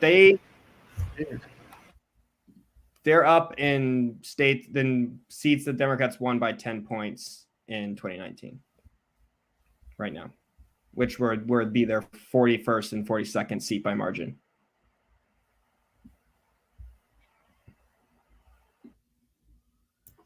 Another update on the 10th district. Last time it was 84%. Now it's 88% in. And Nick Clemente went from 1,000 to a 700 point vote deficit. Now he has about a 450 point vote deficit. So slowly getting there, but we'll see. Right now, Joe, you go ahead. Yeah, I just want to say I think it's going to take maybe a little bit less of our night than I originally think we thought it was. But what a night this is turning out to be. Mm-hmm. What a night. And J. Miles Coleman, I'm going to quote him on Twitter. He said that he says this before: no state is permanently red or blue. Voters do in fact respond to things, and there's a Republican governor in Maryland. There's a Republican governor. There's a Democratic governor in Louisiana. There's a Democratic governor in Kentucky. There's a Republican governor in Massachusetts. It can happen. You can see results where people win in states that nobody expected to. But one thing this doesn't portend well for, if this does in fact hold, there's been no official call from DDHQ or I think any of the national outlets aside from some people on Twitter and some people connected to some stuff. If you're a Democrat, this is not something you want to see going into 2022. If this indeed holds, we really don't know what's going to happen the rest of the night. But if you'd rather be Glenn Youngkin right now, this is the state Biden won by 10 points. There's a lot of other states in between this and the median state last time that are going to be up in 2022 in the Senate and in the House races. All of them going to be up. And we should say, I mean, I think the state Senate obviously is not up. Is not up right now. That's a one-seat Democratic majority right now. We're getting into a position where if Republicans win the governorship, win the House, win the lieutenant governorship, we're getting into some tricky coalition building. You just need to flip one Democrat in the state Senate in order to pass something, assuming you have some serious tie-breaking vote as lieutenant governor. And so as we look forward from the elections towards governing, I mean, that's going to make some of those more moderate Democrats in the state Senate, which we've seen. I mean, we've seen and votes need to be tied to expand Medicare. We've seen universal background checks, passed by. I mean, assault weapons ban failed in the state Senate already. I mean, there are some very moderate members of the state Senate on the Democratic side. I mean, it's not going to be impossible for this Republican potential government to govern just because of that state Senate. Yeah. Also, we're back here next year because they weren't able to redraw the districts in time for this election. So the House of Delegates will all be up again next year with new boundaries, which will be interesting to see because obviously that's going to the Virginia Supreme Court. So we'll see how those turn out in the next month or so. Now, is that like confirmed? I know that is something that is being sued for just because of wording in the Virginia state constitution, but is that like a guarantee? Do we know? Oh, I don't. I know that's what happened in 2000 when they weren't able to get the districts drawn on time. Yeah. But they did one in 2002. So there's historical precedent for it. I don't know if it's official that it's happening next year. Okay. I want to bring attention back to Stafford County. One of the counties that I said earlier was going to be one of the more competitive counties. And I said Gillespie won it by 5 in 2017. Biden won it by 3. With 83% of the vote in, Glenn Youngkin right now is leading in that county by over 20 points. So Good Lord. That's a great example of where all those independents are coming into play.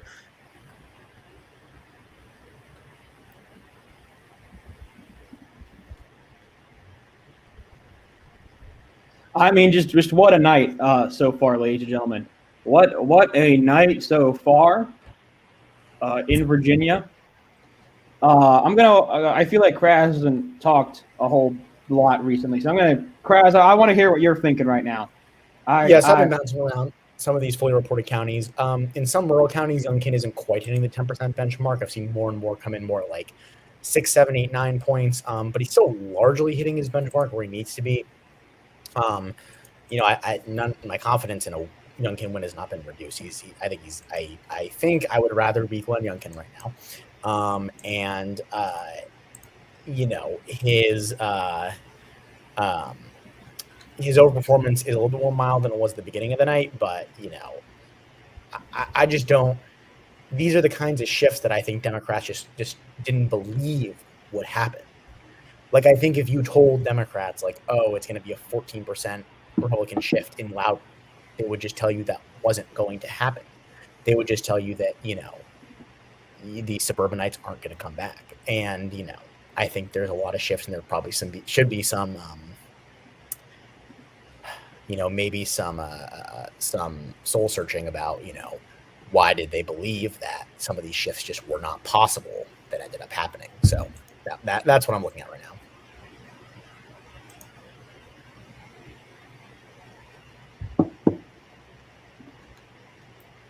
We talked about it a little bit earlier, how Glenn Youngkin's approach to education was so different and how that's traditionally an issue where Democrats dominate as opposed to Republicans. But one thing that Glenn Youngkin really hammered away, and you saw this in all of his TV ads about education had the Terry McAuliffe line of parents shouldn't be involved in their kids' education or whatever. But then it also had Glenn Youngkin saying things like, I'm going to sign the largest education budget in school history, and we're going to give teachers a pay raise. So it was really interesting how he was able to phrase the education issue as a question of, do you support parents controlling education or bureaucrats, rather than the normal Republicans want to gut education funding and Democrats want to increase it.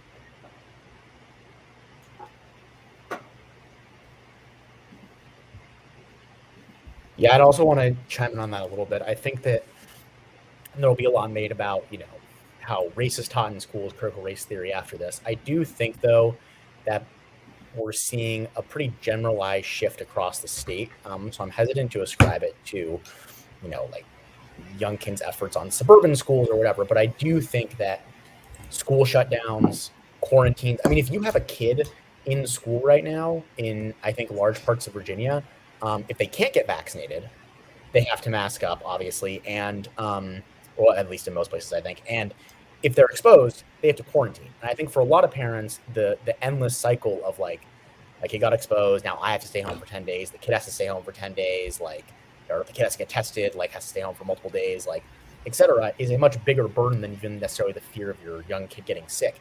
If your kid is now vaccinated, your kid might still be wearing masks, might still have to quarantine, might still have contact tracing, and you're just sitting there and it's like this uncertainty over and over and over, and it's just this constant changing. And so I think that more generally, there's just kind of a non-ideological feeling probably among some parents that, schools have not been what they expected for the last year and a half or 2 years. And so I think Youngkin tapped into that in a way that other Republicans have not been able to. Mm-hmm. Yeah, it's hard to overstate. Republicans don't win on education. They just don't. They never win on education as an issue polling. To see that even be close is astounding. And we should say, I think there was a poll from Signal that I found very interesting leading up to Election Day, and it found a very close race overall. But it said among parents of K-12 students, and so think about this. Generally, these are middle-aged, but generally mostly on the younger side people. It found parents of K-12 students voting for Glenn Youngkin by 17 points was the margin. And it's hard to draw, one issue, one moment, one thing that flips a race. It's a confluence of things. It's a national environment to a lot of extent. It's candidate equality. But I do think this school issue, to a much greater extent than we might have thought, has really turned out to benefit Glenn Youngkin. And I think you will see Republicans running on it up and down the ballot in 2022. We can talk trash about exit polls all we want, and exit polls are trash a lot of times. So take what you want about this statement, but a lot of public polls. Ladies and gentlemen, I have to stop discussion. Ladies and gentlemen, we have a call to announce. It is in the race for governor in Virginia. Decision Desk HQ has now projected that businessman Glenn Youngkin, the outsider from Great Falls, has won a stunning, what many would be considered even a month ago, a stunning upset for governor of Virginia. Glenn Youngkin is the next governor of Virginia in 2021. We'll go to the panel now. Wow, bro, that's crazy. That's insane, dude. Wow, that's awesome. Yeah, everybody for weeks have been saying it's been a toss-up race, and I guess that's what happens. At the end of the day, the candidate that wins, the one who has the momentum going into Election Day, normally always wins, and the candidate who's able to express their message to the public about why they want to be governor wins. And Terry McAuliffe just didn't do a good job at that. Nobody really knows why he wanted to be governor again. And Glenn Youngkin he was a stellar candidate, top notch. He ran a great campaign. And this is going to be a campaign that people will study for future ones to come, like how I think the Georgia runoffs will be too. Wow, that's insane. That's awesome. Mm-hmm. Yeah, I think you really will come down to, I think you could point to the campaign. I think you can't understate the national environment and how, in the last, 3 months, I would say, especially how sour it's gone for the Democrats basically since Afghanistan. I think people also discussed, Delta coming back. A lot of people beginning this summer like, oh, school's going to be normal. And then all of a sudden we were talking about your kids going to school masked up, your kids having to come home for a week after the first week of school because there was an outbreak. It really soured for the National Democrats, and McAuliffe didn't do a good enough job coming up with an issue that wasn't, Youngkin is Trump, and, turning and separating himself and the Virginia Democrats from the national picture. And I think that's, Youngkin did a great job staying on message, and McAuliffe really struggled to find a message that resonated with voters. And that's why you kept seeing, Youngkin equals Trump ads, even like in the last week, when it was pretty clear at that point that it wasn't working. Yeah, and I think coming into the race, I mean, you see the popular ex-governor running as the Democratic nominee, and on paper that feels like a strong candidate. But I think Jacob made a really strong point, is that Terry McAuliffe did not really talk to Virginia voters about why was he coming back. We've never seen a governor come back running on the same party. That's never happened in Virginia history, or at least no one's ever won trying to do that. And I mean, it's just he couldn't put together a message. I mean, Glenn Youngkin campaigned on something. Terry McAuliffe campaigned against something. He campaigned against Donald Trump, who wasn't even running. He wasn't on the ballot. And I think we will go back and see. I'm not sure if Jennifer Carroll Foy was Democratic nominee. I don't think particularly she would have won either. It was a very rough national environment for McAuliffe, but some of the blame has to go on his shoulders for not really demonstrating why he was running. 60-40, 60 national environment, 40 campaign is what I would say for if you're trying to dole out blame on the Democratic side here. And I think you also, it's not only blame on the Democratic side. I do think you also have to give the Youngkin campaign some credit in that breakdown. Very, very strong candidate and a very strong campaign. They built their infrastructure. They did not give up on a state that was D+10 in 2020. I mean, rounds of applause for that campaign. Yeah, and sorry, one more thing, Eric, I want to say, just in a pivot too. He did an incredible pivot because over the summer, all his ads and all his line was on safety, and there was a couple polls that came out in August and showed safety wasn't really the issue for Democrats or not for Virginia voters. It was 8% of them said it was their top issue, versus 19% at that point said education. And his campaign pivoted really hard and really well to education. And by the time the Washington Post did the same poll in October, 28% of voters said that education was their number one priority. And right there, that's what's going to give you, that was a great pivot and a great play, and it showed how their messaging really worked. Sorry, Eric, I cut you off there. Yeah, I mean, I think if we look back on this, education is going to be the number one issue locally in terms of what's going on.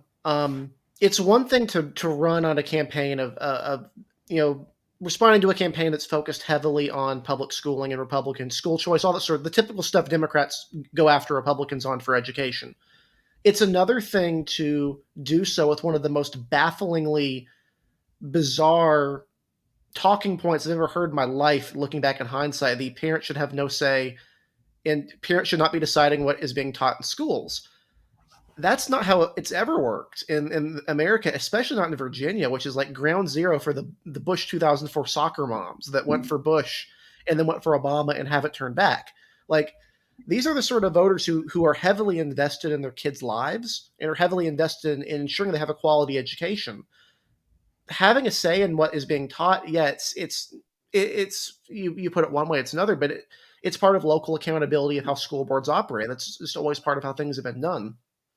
There are other things he could have gone after, things he could have said, to repeat that same line over and over and over and over and over again. And then you get to the exit poll and a majority of people say they don't like that idea. Maybe it's not a surprise he lost. When the other thing besides Trump is education, I don't want you to decide what is being taught in your kid's school. I mean, if that's the two things you can think of and none of them work, that's how you lose an election, I think. Yeah, looking back on it. I talked earlier about how Glenn Youngkin was so good at responding to attacks that Terry McAuliffe would throw his way, but Terry McAuliffe was so bad at responding to attacks that Glenn Youngkin would throw his way. Like Glenn Youngkin and most public polls before Election Day today showed taxes as like a fourth or fifth tier issue. Like 6 to 8% of people said that it was their main priority. Exit polls today showed that maybe it was a lot more people cared about taxes as their main priority than maybe we first thought. And one of the biggest lines of attacks besides the education issue that Youngkin threw to Terry McAuliffe's way was that Terry McAuliffe was going to raise taxes by $5,400 to every family And I don't really remember a time during the McAuliffe campaign where he ever addressed that or addressed concerns that, yeah, maybe he would raise taxes on working class families by a lot. So it's like he kind of just ignored all the attacks that were going his way in favor of attacking Youngkin with things that, he that weren't really effective attacks to begin with.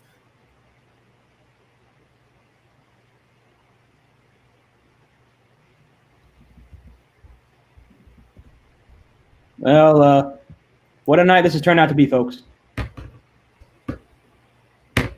Yeah, and I think Eric, you said you had something. Do you want to? Did I miss that? I was just looking at like another example. We looked at Rayford voting for Glenn Youngkin, a city that voted for Democrats. We looked at Montgomery County. Right now, Roanoke City. Excuse me, Eric. We have another call. Oh, another call. In the race for lieutenant governor, Decision Desk has projected that another outsider, Winsome Sears, a former delegate from the Norfolk area who was the first Republican to win a black majority seat post-Reconstruction and held that for a year, has won the lieutenant governor's race in the state in the Commonwealth of Virginia. This now gives Republicans 2 of the 3 statewide races, with only Loudoun County, with only the attorney general's race yet to call. Mm-hmm. It's worth noting that Winsome Sears will be the first woman of color lieutenant governor in the state of Virginia. But either her or Ayala would have been that first one. It was a one-on-one race there, and so she is the first one to have it. If Mayares holds it off, he'd be the first Latino attorney general of Virginia as well. And another candidate that I think really overperformed expectations. I think establishment Republicans got their candidates in the governor's race and the AG race. But a lot of establishment Republicans were not happy with Winsome Sears becoming the lieutenant governor's nominee. I mean, she's generally considered quite right-wing, much to the right of the other 2 statewide candidates. And early on in the process, it was seen that she was running behind the other 2 Republicans. She cleaned house in her campaign staff, fired everyone just a couple of months ago. And she turned her campaign around. She ended up running ahead of Mayares for sure, and she's going to have a decent shot of running. She's actually right now about a 1/10 of a point running ahead of Youngkin. Of course, there's a third-party candidate in the governor's race, so take that with a grain of salt. But also a very strong campaign by Winsome Sears. And I think Hala Ayala was also quite a kind of a milquetoast, generic Democratic candidate, didn't really bring a lot to the table. And so we haven't called the Attorney General's race. She was the Northern Virginia candidate. She was the favorite of Northern Virginia. Yeah. And you need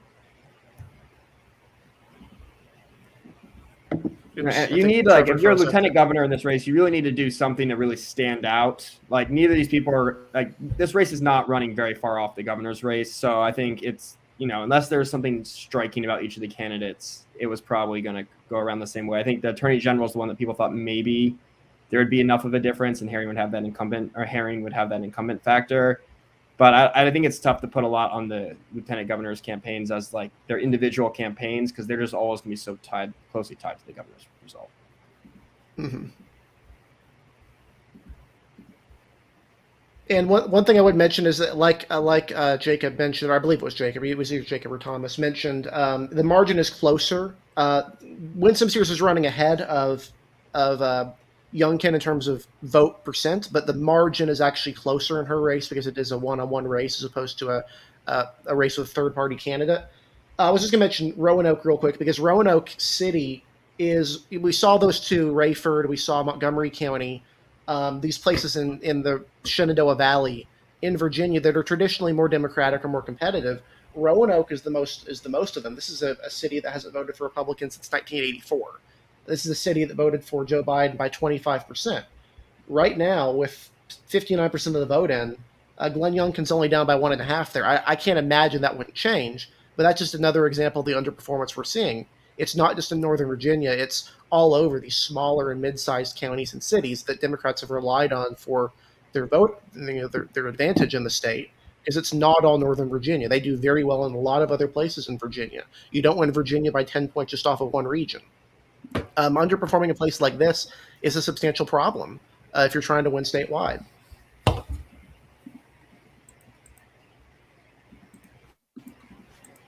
Yeah, I'd say he underperformed more outside of Northern Virginia than under it, than inside of it tonight. I see somebody in the chat talking about an update on House results. A few different outside groups have called a few races. Nothing new from Decision Desk yet, but I've been giving everybody updates on the 10th district. Right now, Decision Desk has 99% of the vote in, and Wendy Gudaitis has extended her lead to around 1,100 votes. So it's looking like Nick Clemente probably doesn't have any more areas where he can make. Yeah, so that's a race that was very, very close. Me and Joe went back and forth on that seat. We literally did a coin flip using this. Yes, we literally did a coin flip for that race. That's how close it was. And it fell on tails, and if it fallen on heads, we would have gotten this race right. So, so I do think we're seeing down ballot. It's an interesting split in Northern Virginia. It seems like the down ballot House candidates in Northern Virginia are outperforming Terry McAuliffe, at least by a little bit. And so some good news there. Very good for Republicans right now, except for the 10th district. That's kind of a disappointing one, but we'll see where else. And yeah, right now we see a Jacob. I think you're breaking up a little bit, but right now we're seeing, a bit of a especially in southeastern Virginia, in the Richmond suburbs. Those are the places where I think Republicans are going to make the most gains in the House of Delegates. We have, Don Adams in 68 and Van Valkenburg and Willett in 72 and 73. I mean, if those seats all three flip, it's going to be a very rough night. I mean, it's a race that we didn't even think was going to be on the playing field. House District 51. That's Hala Ayala's old seat. Brianna Sewell was a Democratic nominee, considered a very strong Democratic nominee. With half the vote in, she is down 2 points. This should have been a safe Democratic seat. This is kind of DC exurbs, a little bit further out than those closer counties. So she's probably still a bit of a favorite given where the votes are out, but that race is going to end up being a lot closer than I think any of us expected. It's almost, the 10th is almost like a shocking surprise in how much it's kind of bucking the trends on the night. I would say. Yeah, I think a lot of that comes down to candidate quality. I think Gudaitis is a fairly strong incumbent. She's well liked. She kind of has separated herself from the national party a little bit, and so in these House of Delegates races where a couple hundred votes can be the margin, that might have been all the difference. That's a very good point there. Obviously, we're still waiting on some key House races for Decision Desk to make a call on, and also the Virginia Attorney General's race. There have been multiple independent outlets that have said that there are certain calls in the House of Delegates. We will probably look, considering how slow those calls are going for the House of Delegates, we will see what goes on there, and then we will point you guys in their direction for the rest of the night, considering how slow that has been. We are at the moment waiting on a call for Attorney General from Decision Desk HQ, our new owners and friends. Once we get that call for Attorney General, that is when we will make that decision. And so that's when we'll make that decision there in the long run about how long we're going tonight. But I certainly think we are going to be ending a little bit earlier than I think a good portion of us thought we were heading into the night. Virginia's counting quick did it again, but certainly in a much different way than I think a whole lot of us thought it was going to be. And a point I want to make is I think you have to give some credit to the state Republican Party. We've seen in a lot of states, once they flip blue, the Republican Party starts to drift further and further to the right. And the decision by party elites to hold a convention this year, I mean, I don't think it can be understated how much of a difference that might have been. Not only in a primary might we have had an Amanda Chase as the nominee, even if Glenn Youngkin did win a primary. I mean, think about the bevy of clips and whatnot that would be at Terry McAuliffe's disposal, as he would have had to drift to the right to win that primary, which he didn't have to do as much for the convention. And so I do think it can't really be understated how that's kind of like this little tick in the process this year that was different than a normal year, and how that might have ended up really benefiting Republicans by not only getting a stronger candidate, but also having that candidate avoid those bad clips that you get in the primary sometimes. Mm-hmm. And this is just something I actually realized myself, is this is kind of a weird coincidence. There will now be 3 contiguous states with Republican lieutenant governors that are African-American. Boyd Rutherford in Maryland, Winsome Sears in Virginia, and Mark Robinson in North Carolina. That's pretty it shows Republicans are being more upfront in nominating candidates who are of color. But it's an interesting coincidence. They're all from 3 contiguous states right along that portion of the United States, the eastern shore.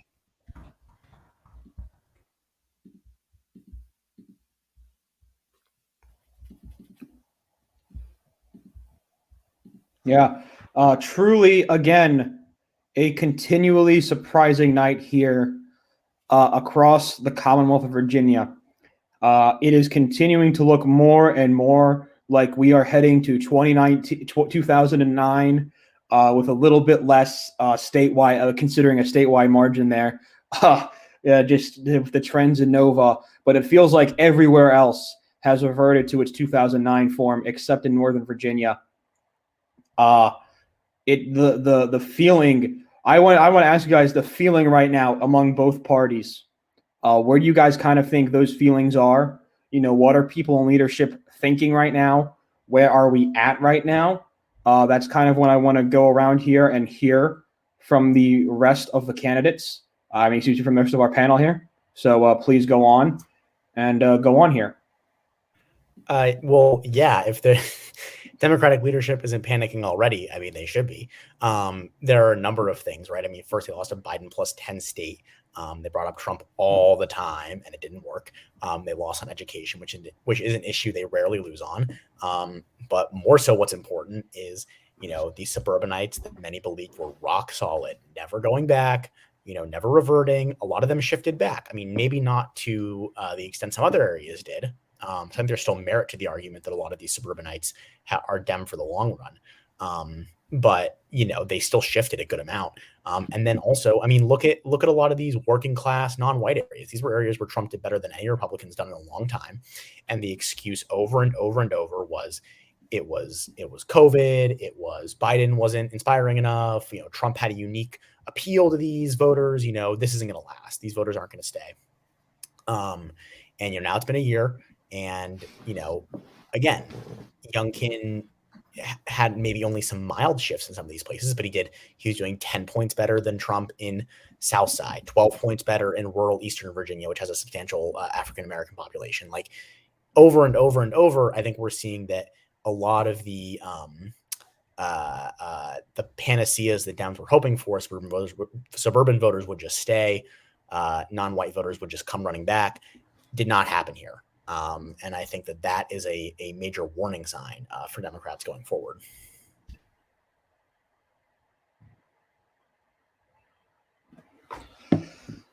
Yeah. Again, we are right now officially waiting basically just on delegate and the attorney general race here. Again, we will, with considering how long Decision Desk is taking with some of these House delegate calls, we will likely point you elsewhere for some of these races. So we again are basically just waiting right now for some of these races to come in. So we're going to continue to go here with the panel until that is announced. But I first of all, as we hit the 9 o'clock hour tonight, I do want to thank these 5 guys for coming on with me tonight. Especially to Thomas, Trevor, and Jacob. For basically being volunteers of their own time tonight to come on with the stream, since they are not really truly affiliated with the website at all. Thomas and Trevor especially have been massive contributors to the website with our Virginia coverage. Thomas, especially, he helped me with a lot of our House of Delegate ratings that were really crucial.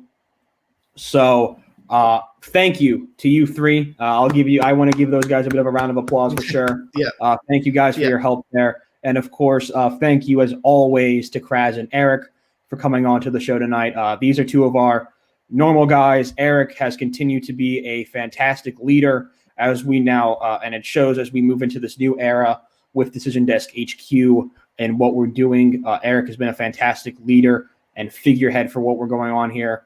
And Kraz Greinitz, again, just a guy who's been here since the beginning, who's also been such an invaluable member of the team. Thank you so much for coming out tonight again. So again, we've just hit the 9 o'clock hour. So we are again waiting on Attorney General and some certain House of Delegate races. To recap, Glenn Youngkin and Winsome Sears, according to Decision Desk HQ, have won the races for governor and lieutenant governor. We are still waiting on the race for Attorney General between Republican delegate Jason Miyares and incumbent Attorney General Mark Herring. I do want to talk about this a little bit, even though it doesn't look good for him in the results right now. I do want to say that there does seem to be definitely some of that down ballot level for Mark Herring right now. I do kind of want to touch in on that a little bit, especially with Trevor and Thomas. It's not a lot, but there is definitely that. It seems like that down ballot, some type of comparatively to at least to what Ayala and McAuliffe have been going to, there does seem to be a bit of an incumbency boost, however small it is for Mark Herring right now in the Commonwealth of Virginia. Yeah, I mean, there's a reason that we haven't quite called the race yet, although it does look you'd much rather beat Jason Miyares right now. It is about half a point incumbency advantage we're seeing for Mark Herring right now, which is a little bit less than I might have expected. I might have thought it would be closer to a full point between him and Hala Ayala, but generally speaking, as we see in 2020 and kind of over the course of the past 2 decades, we've seen this general shift towards straight ticket voting. We were mentioning earlier those historically Democratic counties in southwestern Virginia where Democrats would always clean up in the local elections and go hard red on the presidential level, and we've seen almost an ending of that too. Not an ending, but it's been greatly diminished as opposed to 15, 20 years ago. And I say this is just another the nationalization of every race. I don't think a lot of people were sitting down filling out their attorney general ballot thinking, okay, I like Glenn Youngkin, but Mark Herring has done X, Y, and Z during his attorney general tenure. I mean, I just think we're seeing such a higher level of straight ticket voting, and Mark Herring is going to be a victim of that.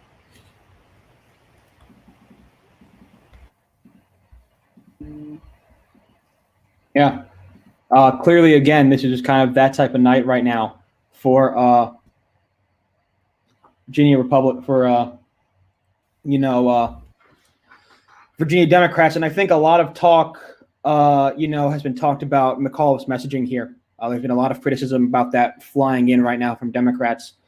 Brian Schatz, a senator from Hawaii, a Democrat, of course, retweeted a tweet tonight that says you can't run a winning campaign when your message is just on Trump. And that kind of seems to have been the main criticism here for Terry McAuliffe. It's been a criticism of him for a long time in this campaign that he kind of just ran on Donald Trump, and it didn't work. I think that's clear at this point.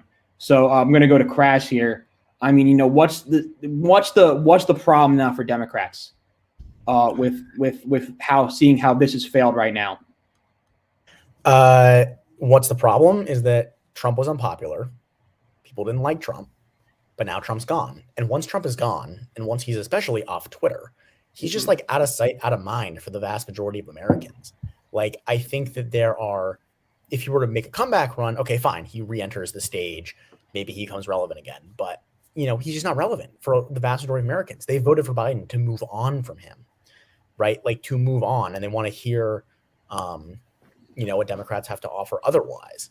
And I think that when you combine that with a general feeling of discontent that things aren't back to normal, oh, my kids are still quarantining, my kids aren't back in school 5 days a week, or, the shelves are empty, or, whatever. You combine all those things, hearing a party basically just talk about, Trump, Trump, Trump, it's like, that's not relevant to your life. Like the voters just don't care. And so I think that this is tough for Democrats. It's kind of a perfect storm. And they need to figure out how to kind of operate as a party in a post-Trump world, because as much as the GOP became the party of Trump, Democrats also, I think, had 4 years of being able to be whatever Trump was, they were not, right? Like no matter what, like they were just not what he was. And I think that was a very not easy, but like comfortable position for the party. And they kind of have to like reassess their position. And this makes sense. We've seen this in previous elections too. The Democrats in 2009, 2010 tried to make elections about George Bush, and Bush was genuinely wildly unpopular at that point, and it didn't work. 2016. Just to chime in, I was just saying, chime in ahead. here. Republicans also talked a lot about Hillary Clinton in like 2017 and 2018. Yeah. There's a lot of like this Democrat's a Hillary Democrat or something. It was terrible. It never, ever works. It's always a failure. Yeah, I think Kraz makes a really good point there. I think just bringing in kind of the what we've seen people trying in the past here, and it's just what a massive moment, I think, and what a moment this is for Virginia Republicans. I don't think that can be overlooked. This was a party that 2 years ago, even, and a year ago, everyone said was dead in the water. But tonight, maybe in zombie form, but Republicans in Virginia are alive. That is clear. Right after Halloween. Right after Halloween, the long twisted arm of Linwood Holton, of George Allen, and of Bob McDonald combined reached out from the depths of its apparent grave, and came out with a bang. Just a crazy night, I think, in general. Again, we are still waiting on an official call from Decision Desk in the race for Attorney General here. Again, still a very crucial race here to go. We are estimating about 67% in across state. Just to remind folks, Decision Desk HQ has said that Glenn Youngkin and Winsome Sears have won their races for governor and lieutenant governor, respectively. Tom, have an update with some outside sources on the House of Delegates, so go right ahead. Right now, Decision Desk has Republicans with 27 seats, Democrats with 18 seats. At the moment, we're projecting, or not, we shouldn't say projecting. We are tracking towards a Republican pickup of the state House, somewhere in the range of around, we're thinking mid-50s in terms of seats, although if we look at just who is leading in each of the seats right now, it's closer to the high 50s and closing in on 60. Although we would expect some of those more left-wing districts to regress to the mean. I also want to bring up a point about, as I mentioned earlier with the state senate, is we have that mavericky state senator that everyone's going to have their eyes on now, Joe Morrissey of the Richmond area, a very, not even a conservative Democrat, just kind of a maverick. He likes to buck the party a lot on different issues. Was only behind Lee Carter in terms of bucking his party the most times in the last General Assembly, or the last, he's in the Senate, but the last overall Virginia legislature session. And so that's someone to watch. I mean, he doesn't strike me as a type of guy to switch parties. But in a state Senate that is a one switch away from a Republican trifecta, that's a guy that's going to play kingmaker. And so that's just someone I think everyone should watch in the coming weeks. Mm-hmm. Who could have predicted that? Who would seriously have predicted that to start this year? I didn't.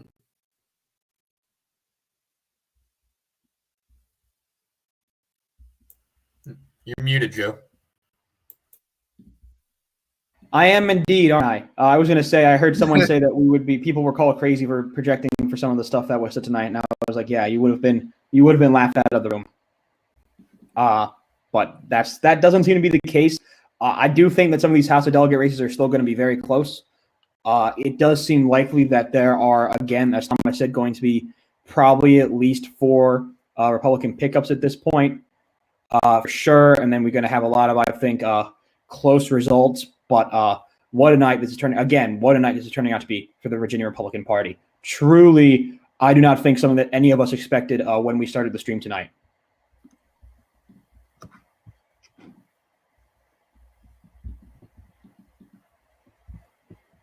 Yeah, it will be interesting. And one of the things I will say is it's always easier, and we kind of talked about it, to run against almost something rather than for. And it's been easy for Republicans to run against what Terry McAuliffe has been saying about education and things like that. Well, now that, they'll have the General Assembly, well, we don't know that for sure, but they'll have Youngkin, and it looks like they might pick up the House of Delegates and the Senate, depending on what the sort of bills they start passing and start pushing for. It could be interesting to see if Democrats have something to run against. I think some of the exit polls showed today that making abortion illegal is still unpopular in Virginia, under 50%. And so if that's bills that start coming to the floor, maybe that's something the Democrats can start using to run on in, the next year or two when they're trying to potentially, if they lose it, take back the House. Yeah, I actually do think this is one somewhat complicating factor. It's a little bit off topic, but I actually wonder that if the Supreme Court kills Roe v. Wade and abortion starts becoming mass illegal in a lot of states, I actually wonder how that will affect American politics going into 2022. Do you think that is one major wild card?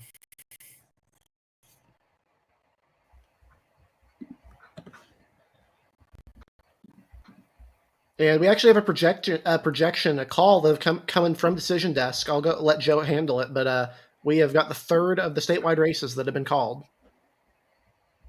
Okay. The third race has been called reportedly.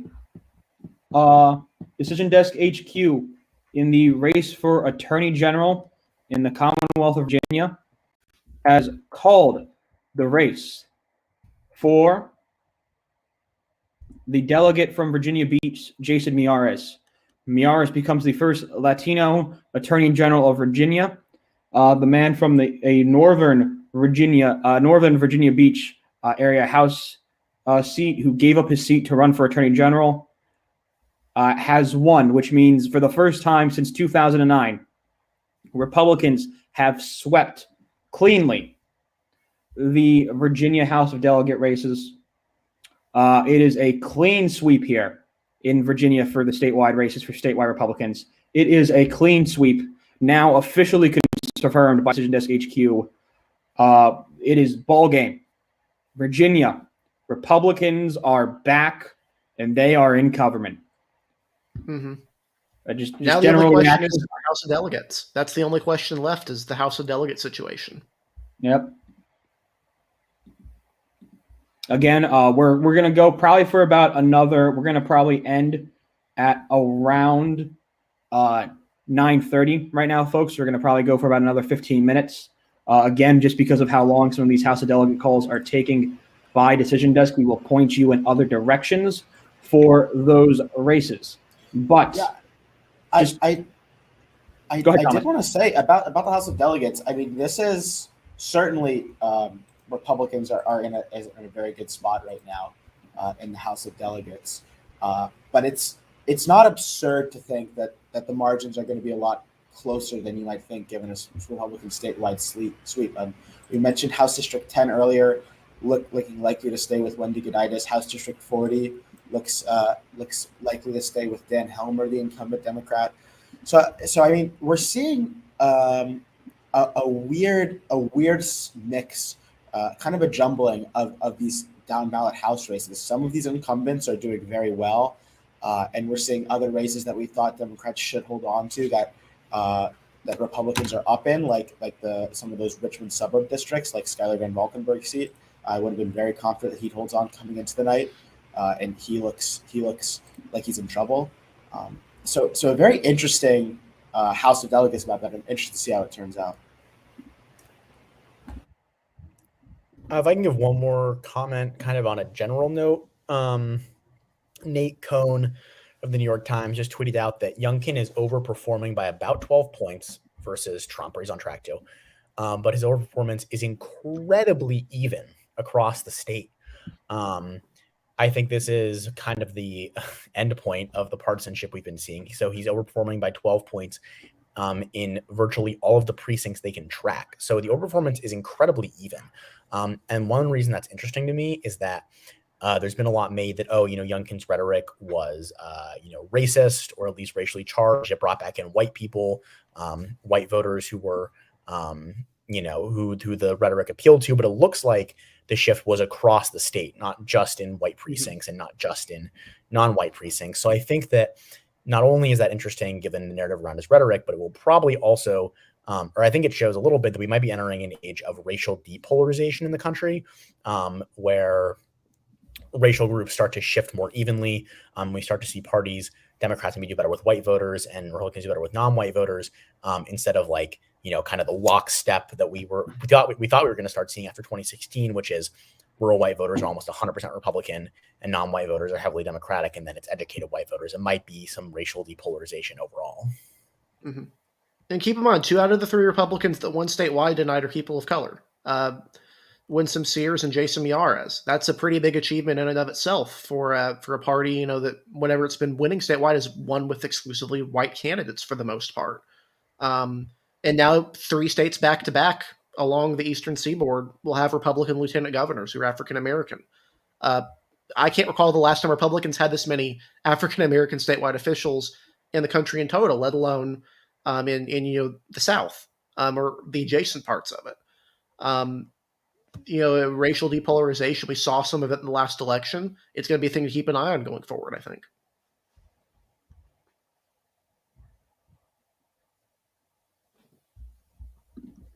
Yeah, I mean, there's been a lot of questions about racial depolarization. Like I said, folks, we've got about 13 minutes here left here before we decide to end it here in our Virginia stream tonight. We're going to start pointing you now to some people to look at for house calls tonight. We're going to point you to 2 of our friends, maybe friends. I don't know if they would call us their friends, but we're going to say our friends.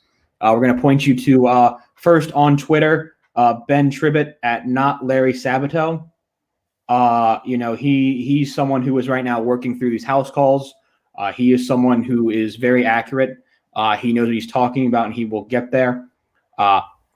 So if you're on Twitter extensively, I would go there. And then also Chaz Honeycomb at CN Analysis is making sure that he's getting all these calls in. So those are the 2 places that you're going to want to go right now. Like I said, we have about 13 minutes left.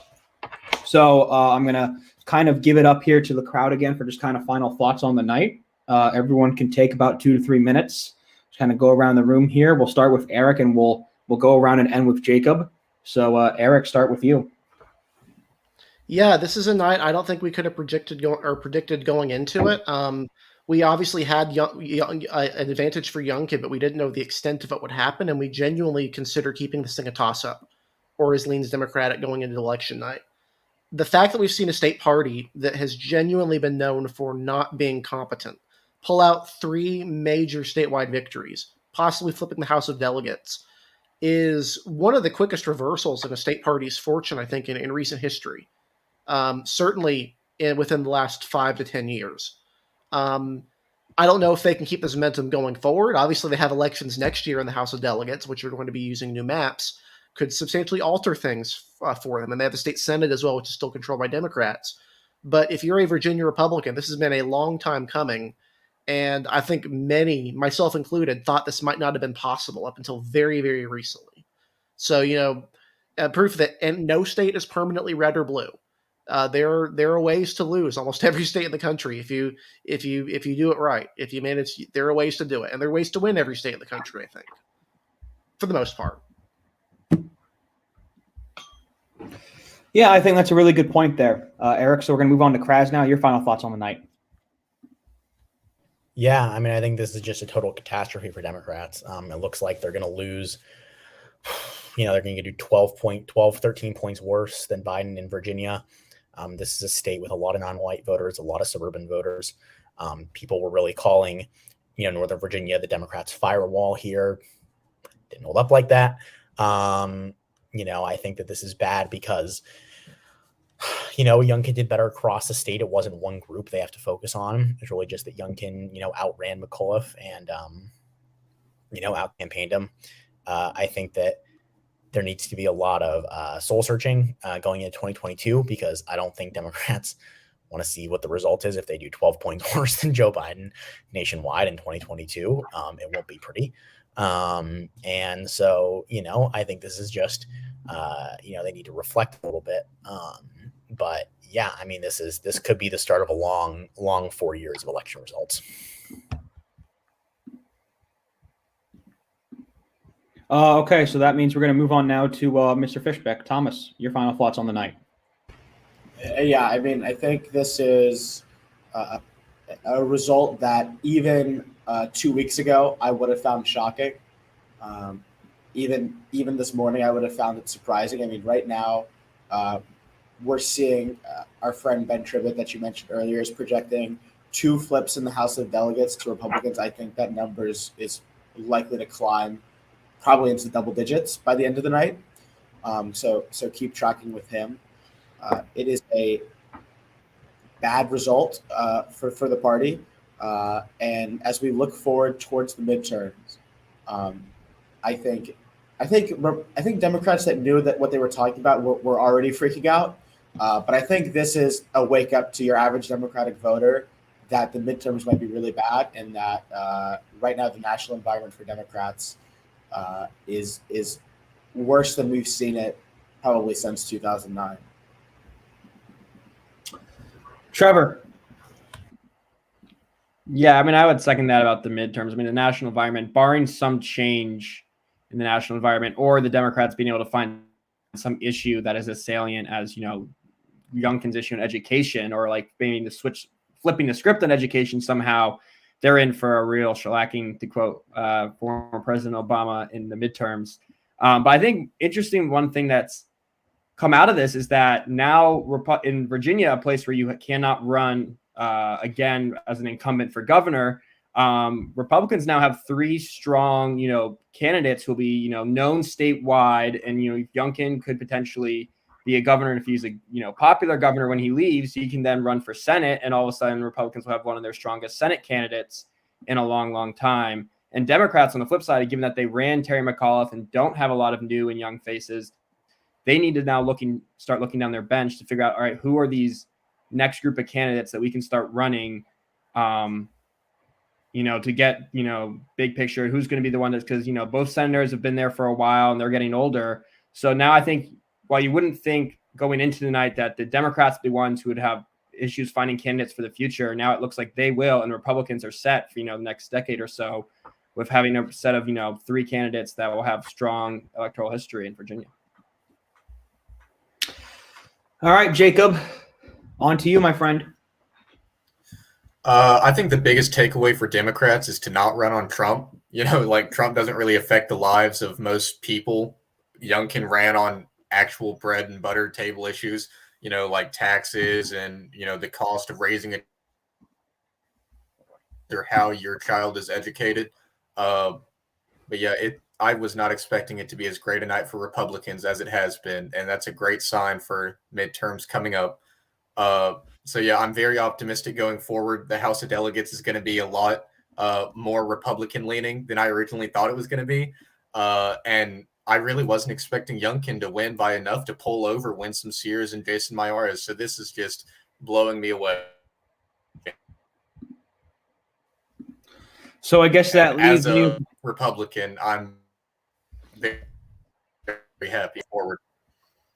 All right, Jacob, you kind of broke up there at the end there, but I guess that leaves me then with the final word on the night. Again, before we close out here, I again want to thank everyone for being with us tonight here on what was most certainly a shorter stream than I think a lot of us planned for. We were all, I think, prepared here to stay up for as late as we could with tonight.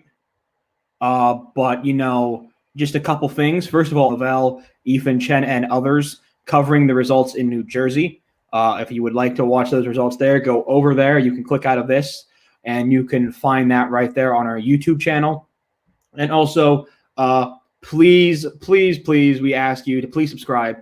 We especially with this new deal with Decision Desk, we are planning to have much more YouTube content continually, especially here in the end of Virginia. Truly a stunning night here in Virginia.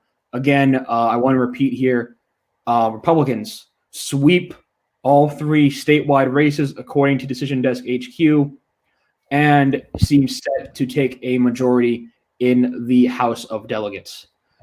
It is 9:25 p.m. Eastern Time. We are going to log off now here. Thank you all very much for tuning in with us tonight. It was a great night. I thought we had a great stream. Thank you to the comment section for the most part, not being too nasty. I know if these election races, some of those comments can get pretty bad. So I want to thank you guys all for that. Please have a good rest of your evening. Stay safe, stay formed, and watch us. Again, subscribe and watch for the end of the week. We will likely have a recap of these election results with some of the main figures that you see on both streams tonight on Friday or Saturday night. Mm-hmm. So thank you again for coming on. Thank you for watching with us. Have a great rest of the evening. God bless.